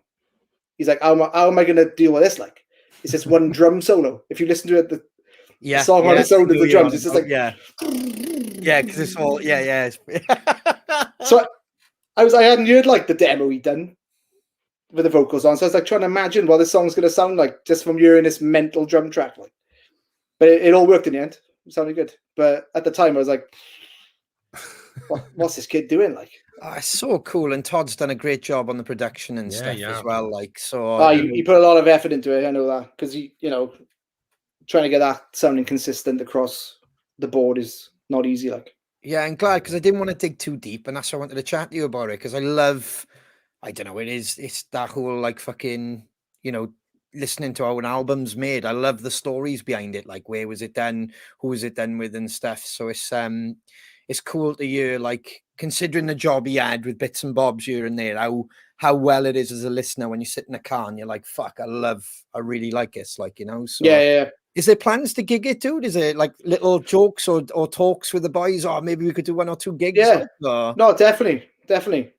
He's in Germany, the other guy, so it's difficult to know when restrictions will, you know, ease up a bit for us to do that. I know, like, if we're all in the UK now, we can do some stuff, but in Germany, it's still really bad. Apparently, they're not, even German bands aren't allowed out. Like, so it seems like in the UK we're a little bit ahead of what they're doing. Like, but yeah, definitely do some stuff at some point. But he's in another band still as well, so that's his full-time job, like, another band. So yeah. It'll be fitting in around his schedule and stuff with that. But the plan is to do it. And I'd like to do a second album, but, like, you know, fairly soonish if possible. And my idea would be to, like, book a studio for 3 days and just get all the drummers to come in and, like, try and do a whole album in like 3 days with, like, everyone there. And yeah, that's my idea. Brilliant. Kind of a total opposite of the other way, like, because it's all done without even seeing each other last one. I'd like to get, like, everyone in, you know. Yeah, you should video that, dude. Yeah. I was thinking that. Yeah. Because I wish this was videoed because I want to know more about this project as well. Almost fly on the fucking wall, like, you know. I know it was like all off the cuff, and as you're doing it, it's obviously growing, but it's really interesting what you've achieved by you, like, you know. And I like the fact that you've got guest drummers, and I like the fact that, you know, the other singers in Germany, or I like the fact of you're doing different arrangements separately. And so yeah, I agree with Shane, but there's something but there, dude, to have it all filmed. And yeah, it'd be cool. I think just get like Mono Valley for a couple of days, or Rockfield for a couple of days, and just I don't know, maybe get a couple of engineers in so we can just go like 24/7, like, do you know what I mean? And brilliant. Yeah, one drummer's coming out, the other one's coming in, like, yeah.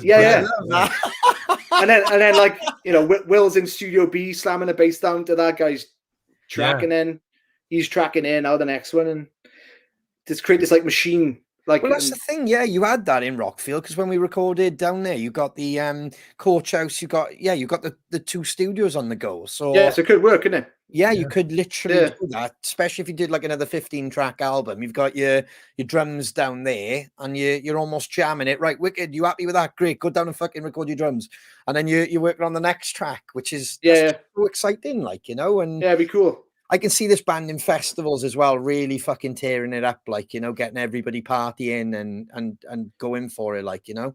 It should, because like the songs are there, and the iconic songs, everyone knows them already. You know, we're just gonna put a bit of energy behind it and give it some, like, you know, and it should do right. It's mad to think though. But it's the second album now. The last Phil Campbell album we didn't play it before we recorded it. We all did it remotely in lockdown. So I've done 2 albums now. I never actually played the song of either of them as a band. Like, it's mental. Fuck, you know? yeah, I forgot about that with the Phil Campbell one as well. Yeah, because we were going to go in and record anyway. It was all booked. Yeah. And then the lockdown happened. So it was like, well, rather than, you know, delaying everything, you know, Todd had his studio. So it's like Dane can come in and do it on his own. Tyler comes in, does it on his own. Obviously, Todd does guitars, Phil does guitars, and I came in and did my vocals. Like, but we didn't play the songs, the 5 of us, once. Like, writing them. I wrote them all in this room. Fuck. All the melodies and lyrics. Like, just Todd would send me demos of them all. Like, it's mental. That is you can do that this day and age. Like. Yeah, it is. It's frightening because I've seen a lot of projects happening online, and everybody kind of in different fucking. Well, you've got people in America jamming with someone in Wales, like, you know, it can work, you know, with Pro Tools, everything, the way you zip it all back and forth now as well. And if you've got good engineering skills as well, like Todd has, you can make that a bit more seamless, like, you know. So yeah, that's like the Punk Rock Factory Boys, isn't it? They've done the same with that Disney album they done, and different guest vocalists from America and all that. And yeah, well, that's how they really started making a massive impact, like, you know, because I was speaking to Cobb and Benj the other day, and that really tipped them over. And the fact of the Disney record as well. I mean, in a lockdown when fucking you know, the market is massive for pop punk still. And the fact they did a Disney record as well, it's just like it's perfect timing, like, you know, and win-win, like. Yeah, and I just seen on the weekend they played Bloodstock, and the place just fucking erupted, like, you know? So it's just amazing to see Bloodstock, everybody singing "Let It Go," like. Yeah. You couldn't write there, like. But it works, man. You need those moments, don't you? Like, you know, they're fun, like, so. But I said they're going into it. It's fun, isn't it? That's the key word. They're just there having a laugh, having a time of their lives, and then that energy and enthusiasm rubs off on a crowd, and you get to see those pictures of them and Bloodstock and it's slamming, like. Yeah, good luck to him. And I can't let you go, dude, as well, without praising you for your uke skills as well. There is, because there's yet another challenge which says a lot about you, dude, of like how committed you are. Have I got this right? Look, he's there, man. Yeah, there he is, boy. Did this start off a challenge where you did a song a day?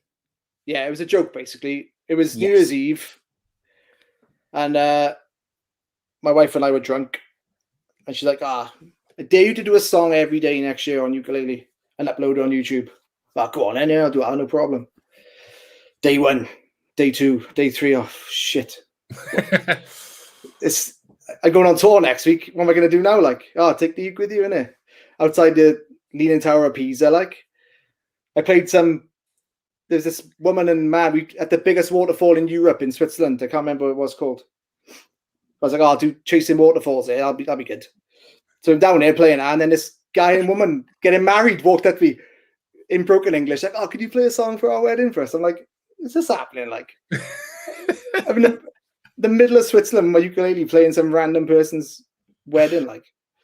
But yeah, it was pretty mad. But it got a bit hard towards the end because you start running out of songs, and when December hit, I was like, that's good. I just rolled it in with Christmas carols now for 31 days. Job done. But so it was hard. On YouTube now, that's unbelievable. There's 365. 64 because for some reason, Prince didn't quite like my Doves Cry cover. Oh, no, that's not fair. I had a strike off Prince for that. So it was amazing as well, if I don't say so myself. It was amazing. That was my favourite one. It was a good one, and he took it down. Oh, that's savage. But yeah, and I can't even remember how it went now. I'd do it again if I could, but I can't even remember the arrangement. I literally would like arrange it there and then play it and record it, and I wouldn't even remember it. Like every day I wake up and have a notification on YouTube. It's quite funny because like I don't even remember half the songs I did. I'd be like, oh, so-and-so in Brazil, like your cover of Ace of Base, All That She Wants. I remember that one. And I'm like, did I really cover that? And then, yes, it's quite funny every morning. There's always a couple of like new comments on different videos. And it reminds me of the songs I did because I have no idea. Some of them I'm in my football tops. I'm off to play football. I'm like bashing it out quick, like, because I'd forgotten I had to do it. And I'm like about to leave for football. I was like, oh no, what am I going to do? Molly's Lips by Nirvana, 2 chords. Get it done. Get the football. But it was stressful.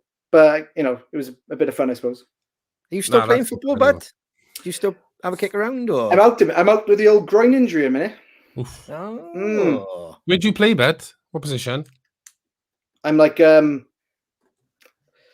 Iniesta.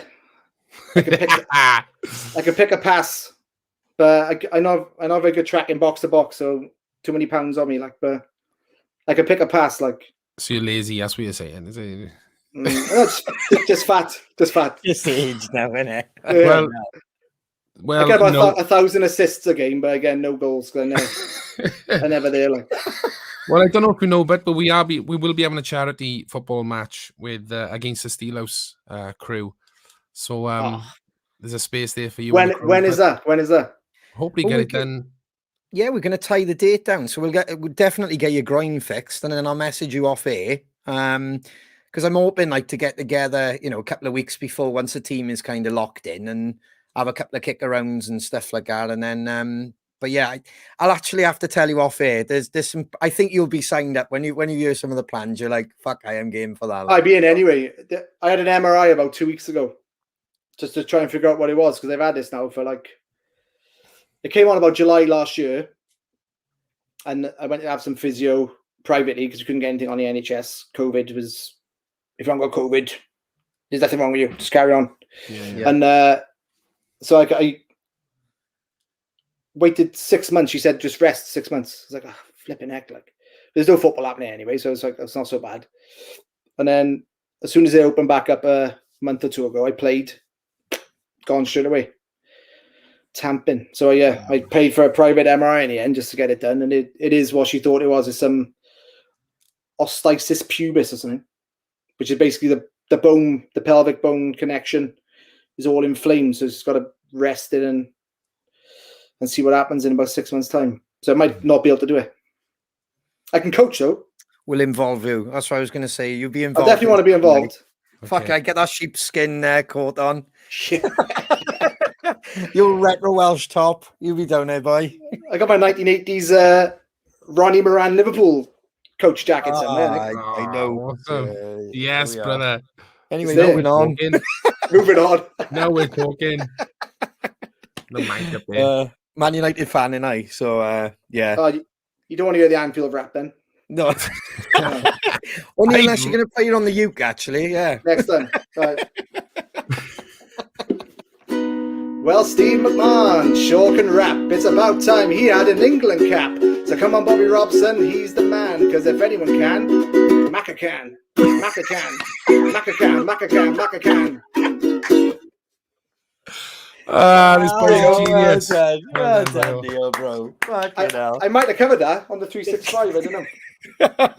I also know for some reason the 1987 Tottenham Hotspur song, word for word. I don't even know why I know that. I can't explain it.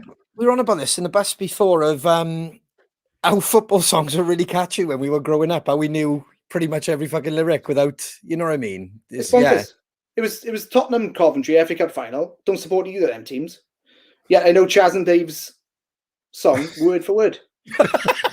It's Chaz and Dave, man. Chaz and Dave. Ray, Clements, Mitchell, Thomas, Gary, Stevens, Steve Hodge. They're all going to put on a show for you. And don't forget Ozzy, especially Cozzy, back in 80 when he had his dream come true. Nico, Clauston, Houston, and Galvin, etc. It goes on. That's the entire squad of 87, apparently. Yeah. No Harry Kane back in. There we go. No, Perhaps we come up with a song for the Steelhouse game, man. Oh, let's do that. Yeah. We wrote a banging Euro 2016 song on the van down to Leon. Me, Tyler Campbell, and Leon Stanford, and a few others. But we never recorded it. We should have. It was awesome. You have to take my word for it. Okay. You go. Let's have a look. Yeah, it was a Uke song as well. Brilliant. Neil, it's been an absolute pleasure talking with you, bro. Thank you so much for your time. Thanks for having me, boys. We need to catch up, dude. Yes, we will. We got to do that, honestly, ASAP. And I'll tell you all about the football thing as well. So yeah. That'll get you buzzing about that. That's we got a couple of things planned for that, which I think you'll fucking love, mate. And awesome. You just said the 216 thing then, so we got loads to talk about that as well. So that's brilliant. Oh, what a time that was! What a time! Love it. Beautiful. We'll catch you for a beer soon, dude. All right? Yeah, man. Nice one. Thank you so much. Neil. If I don't speak to you beforehand, good luck with the show at the end of the month. Thank you. That is unreal. It's gonna be awesome. Love it, bro. And if you want to come hit us up as well, all right, we'll sort that out. I got tickets already, boys. Hey, look at that! You got to support the boys. Got to support the boys. Bring the Uke. They're like, I got tickets. We're like, fucking hell of you. They're like, yeah, I got tickets. Thank you. The thing is, I think everyone, because of COVID and everyone feels a bit bad about like people haven't been able to do this for 18 months properly, have they? So yeah, it's like it feels a bit wrong to say, can I have a guest list, even though like your industry's been screwed for so long. Man. But yeah, it's gonna be good.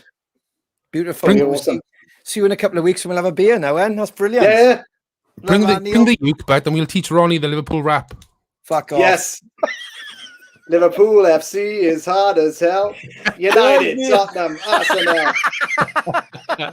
I love it, man. Pleasure, bro. Thank you so much. Take care, brother. I didn't expect. Take care, boys. You should. Thanks for having me. Ta-da. That was awesome. That was absolutely awesome.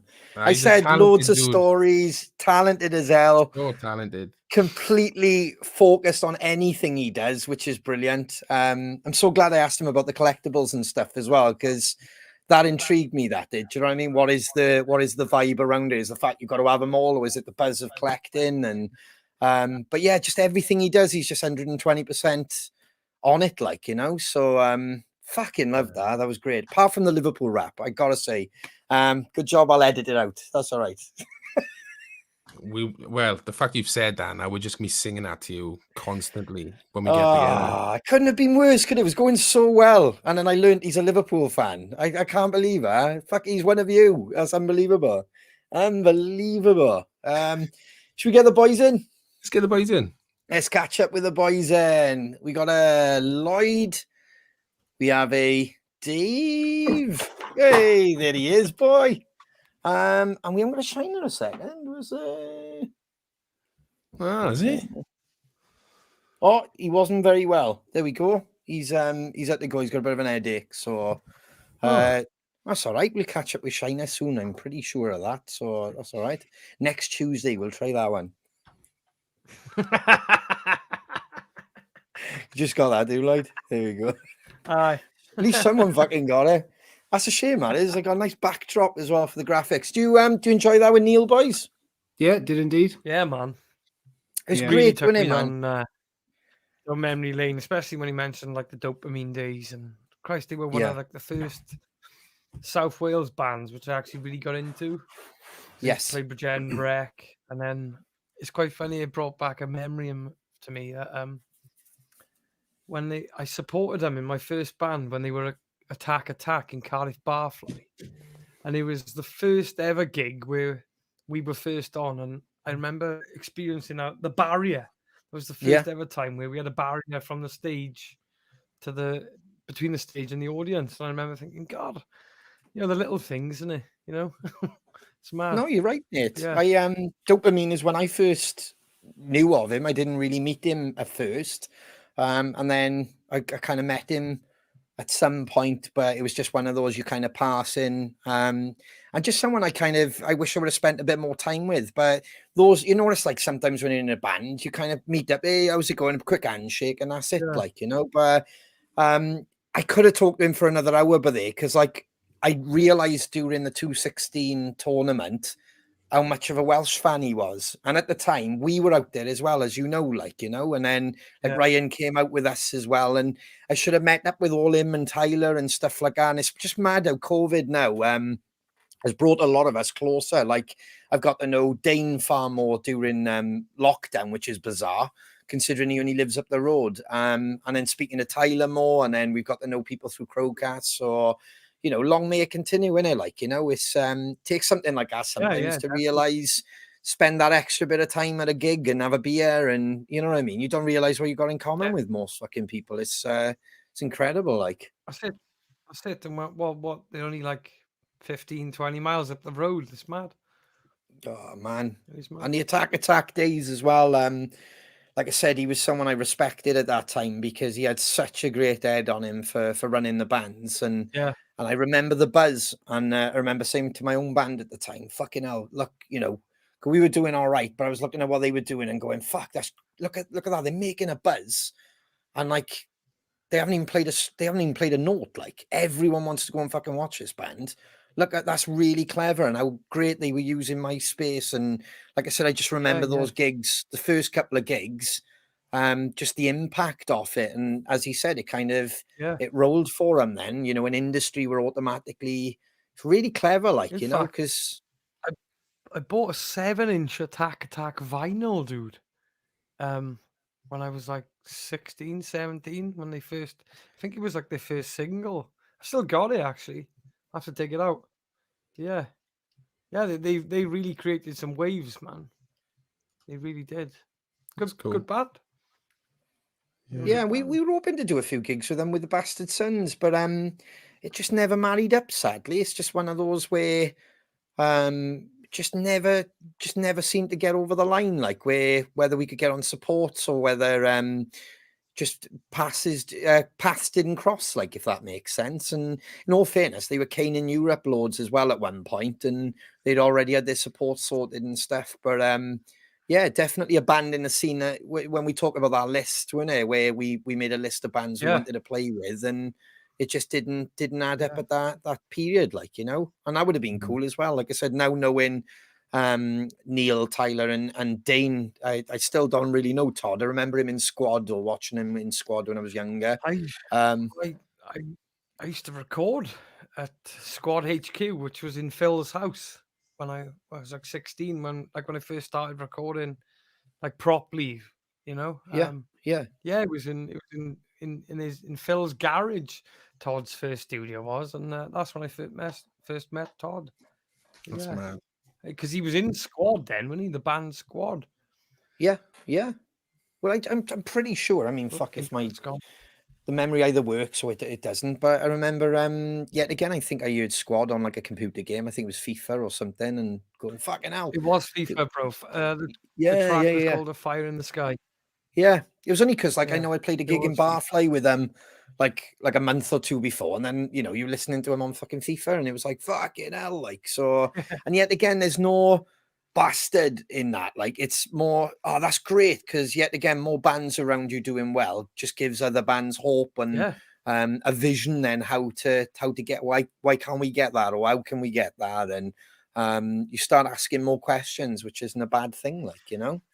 But I think, and initially as well, but like Neil said earlier, seeing somebody relatively local to you, go through that and start experiencing some success from it makes you think, well, it is achievable, you know. Yeah, it's more than achievable then. So, which is great. Yeah. What about you, Dave? Did you come across him, mate? Or yeah, I remember Dopamine was set to play. I was in university at the time, at Glamorgan University. They were set to play the venue, But I got banned very, very, very close to the date of the gig, so I missed the gig, so I never actually got to see him live. So I was banned like from the you venue. I did. couldn't go and see him. So, but yeah, I was definitely around for the Dopamine times and Attack following it and all the rest of it. You know, I've always loved Neil's voice. I always think it's like modern and yeah, he's just got a good modern voice, like he did with Phil Campbell. He gave it a real modern sound, you know. Yeah. Yeah. Do you know what I mean? Got quite Yeah, I do. Yeah, yeah. sweet voice, quite a sweet sort of Yeah, modern yeah. voice. Just gave it that. Yeah, His voice you sounds know, incredible on record. It's brilliant a live, but great voice on record. Like listen to that album, the Beatles covers.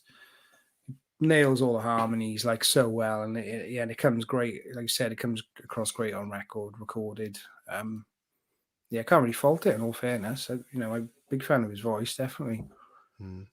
Yeah, I mean, I messaged him straight away, boys, when that first song dropped, because it's just when you hear something, and especially like we were fortunate to know him as well, so you got that contact, and I was just like, this is banging. This is absolutely banging. Like, and that was, like I said, without hearing the rest of the record. And me and Shane were talking about it earlier, boys, and saying like top to bottom, it's just a clever idea, and the arrangements more than anything, because you know anyone can have that idea. It's just how you execute it as well, like, you know. And I think it's so interesting now to hear that, which I didn't know there.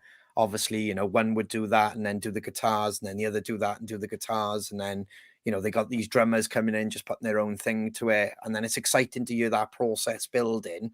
To being a listener sitting in a car going, well, this just sounds like a solid record, like, you know, it doesn't sound like that, like, you know, it really does sound like what Neil said he hopes to do, say, with the next record, and get in a studio with everybody there. But this sounds genuinely there anyway. It just sounds like there's a real vibe and and an energy to it. Almost the excitement, man. I think that's what I tried to kind of point out earlier, was you know, it's like sending something over that you're part of the idea, and then going, oh my God, you know, whoa, that's turned out, I hate to say better than you thought it would, but like Helter Skelter, man. If I would hear that in its full, you know, finished state, like I said, it'd just be the case of, oh shit, that's ass kicking, like, you know. So yeah, it's a banging record, and anybody go over to the guy's site. We'll put some links into the chat room.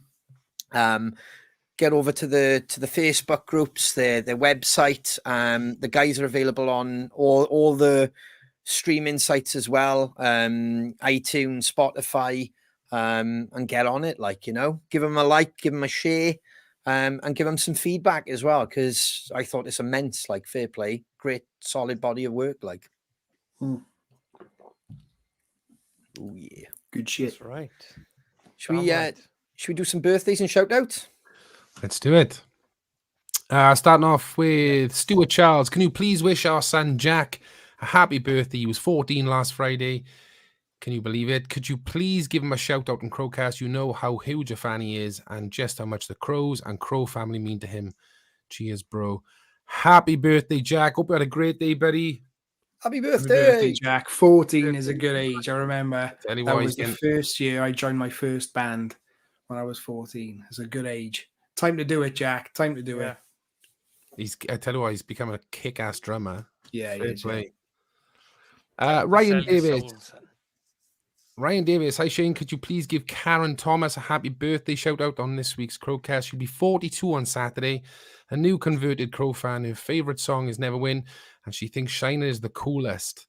She can't wait to see you all for her first live show at Cardiff Castle. Love from Ryan and Wyatt. Happy birthday, Karen. Happy birthday. Happy birthday. Can I have a shout out for Casey Hopes on CrowCast this week, please? She is 12 on the 18th. Big love from Dad and Jess. Happy birthday, Casey. Happy birthday. Happy birthday. Have the best day. Fiona Baxter, could you please wish my friend Ruth Turner a happy birthday for tomorrow? Happy birthday, Ruth. Happy birthday. Ruth. Have a great day. That's all the birthday shout-outs.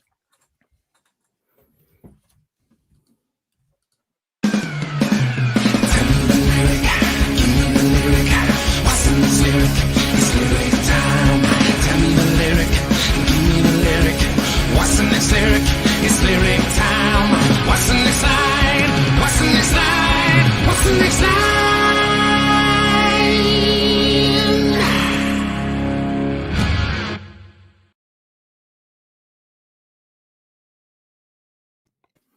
Once again, one of the members of the Crow family have put a price together. They have paid for, it's basically a pay it forward. So if you want anything off the web store, it's your choice. The lyric this week is as follows. And this is because I saw a video of Lloyd on the couple of shows we did. Mr. Big Time, Mr. Big Time, Big Shot. What's the next line? Go. Damn, did you know my facts?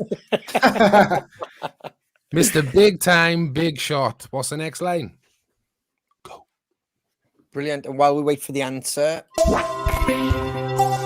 The best, the best, the best, the best music all day long. Crow Radio. Crow Radio. Available now via Those Damn Crows Spotify page. Don't forget to click the green heart.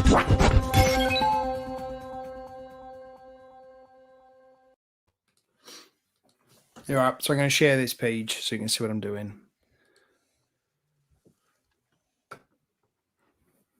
Right. So this week we have gone with Beatles covers because obviously Neil's new venture is a Beatles covers record. So starting with Help by the Beatles, which is Neil's new venture. Secondly, Helter Skelter by Motley Crue. Third, we have All My Lovin' by Halloween. Then we have Come Together by Godsmack. I have I Want You, She's So Heavy by Hailstorm. That's a very, very good version of that song, actually. It is actually. yeah, very good. In My Life by Ozzy Osbourne. Now, this band, I'm sure you're familiar with them, called Beatallica. They sort of do Beatles covers in Metallica style, but they're neither of the bands. So have a listen, it's hilarious. So All You Need Is Blood, which is a bit of a parody on All You Need Is Love by the Beatles, by Beatallica, right? So listen to that and just make up your own mind. I think it's great. She Said by the Black Keys. Lucy in the Sky with Diamonds by Elton John. With a little help from my friends Joe Cocker, which was from the Wonder Years, was it? That program in the 80s, do you remember? Absolutely amazing cover, that song. We Can Work It Out, Stevie Wonder. Absolutely amazing cover. A Day in the Life by the late, great Chris Cornell, and that was live at the Royal Albert Hall. Across the Universe, Scorpions, and then Revolution by Stone Temple Pilots. Love There's that. some big hitters in there. There's some really big hitters in there. A bit of diversity in the sort of there's some metal covers and some slightly mellower covers, some bluesy covers. Mm-hmm. There's a good cross section of the Beatles. So yeah, Jax. that's a Jax. really good playlist. Jax is reminding you down the bottom, David. Yeah, don't forget to click the green heart. All right. If you want to save it to your library, press the little arrow. And if you know anyone who likes the Beatles and also likes metal or rock, I would say cock then or rock, share it with them. Yeah, man, I love that playlist. It's really good. Yeah, really it's a good good. playlist. But like I said, that album as well. Go and share that album. Go and like Yeah, that. absolutely. Don't forget to click into that album that they've done and listen to that because it's bloody good. Yeah, there's a few. They're loving it. Stuart Charles, great playlist. Donna, great playlist. Annie Joyce, great playlist. I'm having to watch saying that word. Lloyd's smiling for there because someone's coming out pissed rather than playlist. Fabulous. Playlist. That'll be the rum. Don't forget to click the rum. Playlist. It's because you're necking rum, that's why. Yes, it's a beautiful bottle of rum. Bloody Sealer, man. I know. Beautiful. Yeah, well, we went out Saturday, see, like I said, and I discovered a new rum. And Shane was like, I knew you'd love this. And we started hitting it very hard then, which is just to share with everybody, or if they're watching, they want to supply me with loads of it. Old J's, clever. I'm not even, yeah, I assume the company's Old J's or whether it's a whatever, but yeah, Old J's spiced rum. So whatever. Sort the boys out. It's absolutely beautiful. Has anybody tried this in the chat room? Has anybody tried Old J's spiced rum? No, guessing not. It's beautiful. It's absolutely beautiful. Thank you, Shane. Sorry about any time. I'll sort out your liver. Yeah, Sort it out once and for all, I will. yeah, absolutely stunning. Fair play. Have we got a winner? I think so. Love it. So the lyric was as follows: Mr. Big Time, Big Shot. You're not fooling me. From someone someday. Lots of people had it. But we're gonna go with Nikki Walker Campbell. Congratulations, Nikki. Head on over to the web store. Tell us what you want from there and your size, and we will get it out to you ASAP. Thank you so much, the member of Crow family who pay it forward. They paid for that piece of merch. Incredible support. Thank you so much.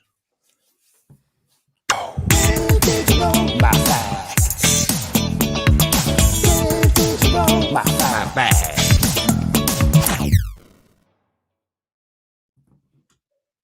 Oh, Yeah. it is, man. Stop heckling over my theme tune, mate. My fag. Well, it's catching them anyway. Oh, fucking hell. Fucking well. So, science is fantastic, is it not? Yeah, I failed. Yes. Yes. Yes, So- sorry. Yes. Yes. Yes. Yeah. It really is. Scientists have successfully spliced genes from felines and jellyfish to create a glow-in-the-dark cat.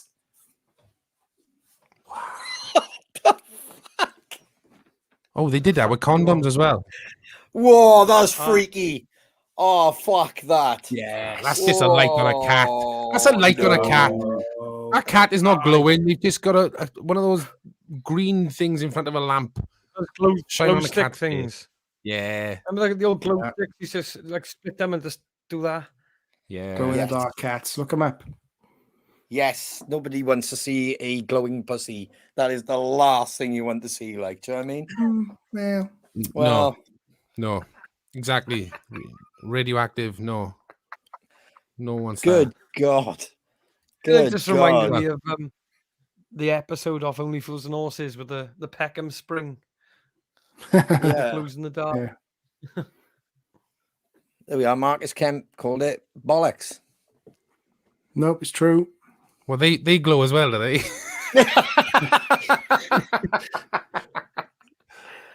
Wow. So when this is recent now, is it? Or Oh yeah. It's recent. Yeah.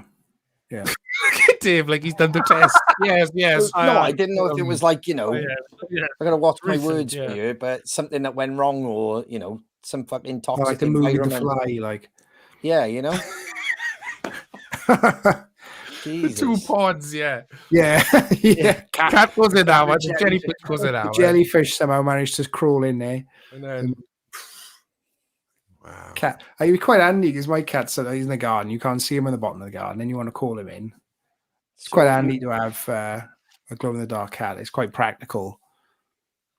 And you Oh, it wouldn't run him is over it? either, would you? So That's a good point. Yeah, but Look then at where'd you Ronnie's face. stop, man? Hmm? Where'd you stop? So you'd have to like inject everything in the dark, wouldn't you? So you don't run anything over.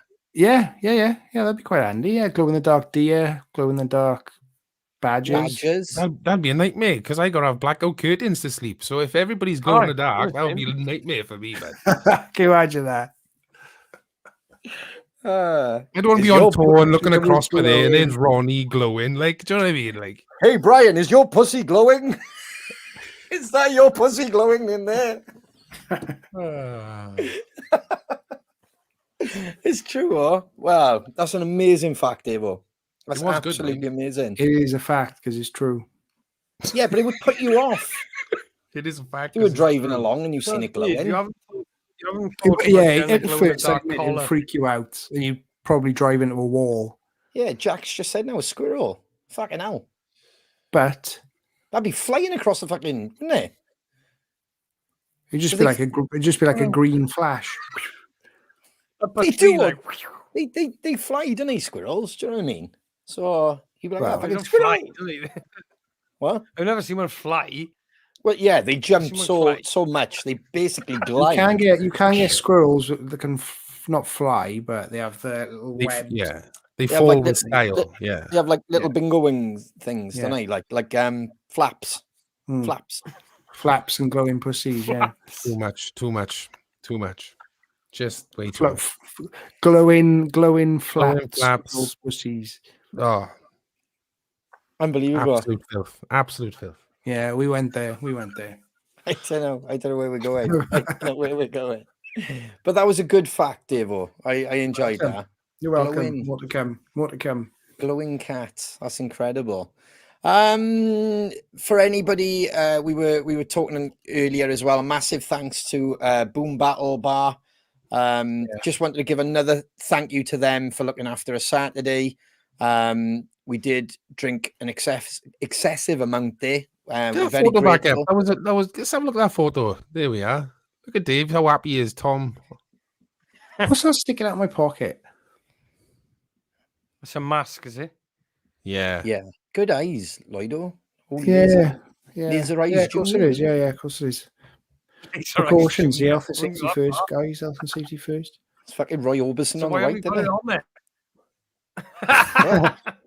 Well, you don't have to wear them in bars and anything, do you know? You know that's the point. Out with old Tomo, and we. All right. He Yeah. is, man. Nice little Yeah, bar, that. Well, yeah, it it's was. not a little bar, is it? It's a big bar, but it's decent. It is massive, and we'll be Yeah. going back here. But yet again, massive shout out to them, and thank you for your hospitality, which was incredible. Yeah. So yet again, thank you for that. And the castle is sold out, boys. Which will be a week Sunday. It's come around quick, isn't it? Genuinely can't wait for that. And It's while come we're around really talking. quick. While we're talking about gigs as well, had a few messages. This is happening, guys. A few people were like, "Is this happening? Is the dates in November going to be on?" Yes, nothing is off. Nothing is being rescheduled. So top to bottom in 4 days. We start in Bridgend. We head over to the Hairy Dog in Derby on the 9th of November. Then we go all the way up to Inverness, Monster Fest. Inverness. We're looking forward to catching up with the guys up there. Then we come back down and we play Sheffield. A lot of people have been asking for years for us to play Sheffield. So grab the tickets while they're still on sale. And then we end it in Puthcall, Planet Rockstock, which is already sold out. Sorry, guys. So there's no more tickets left for that one, I think. Am I right there, guys? Or that's what I heard? Yeah, sold out, that is, yeah. So that one's already sold out.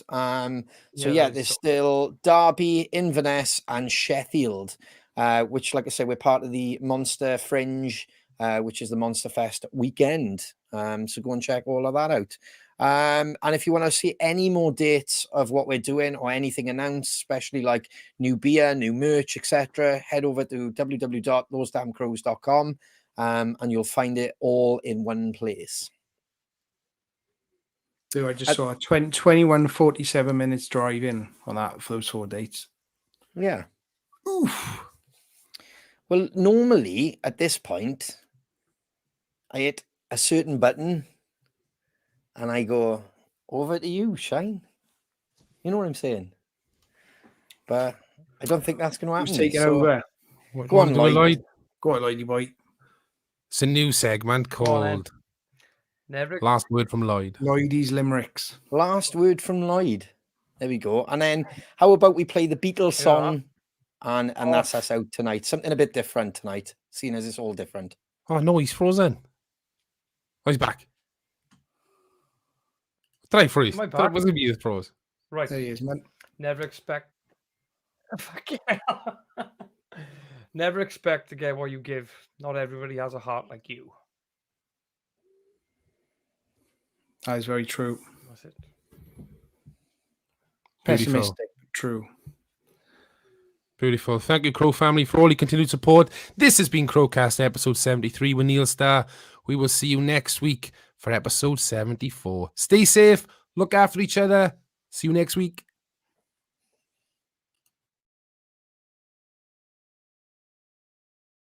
Help! I need somebody help, not just anybody help. You know I need someone help. When I was younger, so much younger than today, I never needed anybody's help in any way. But now these days are gone, I'm not so self-assured. Now I find I've changed my mind, I've opened up the doors. Help me if you can, I'm feeling down, and I do appreciate you being round. Help me get my feet back on the ground. Won't you please, please help me? And now my life has changed in oh so many ways. My independence seems to vanish in the haze. But every now and then I feel so insecure. I know that I just need you like I've never done before. Help me if you can, I'm feeling down, and I do appreciate you being round. Help me get my feet back on the ground. Won't you please, please help me? When I was younger, so much younger than today, I never needed anybody's help in any way.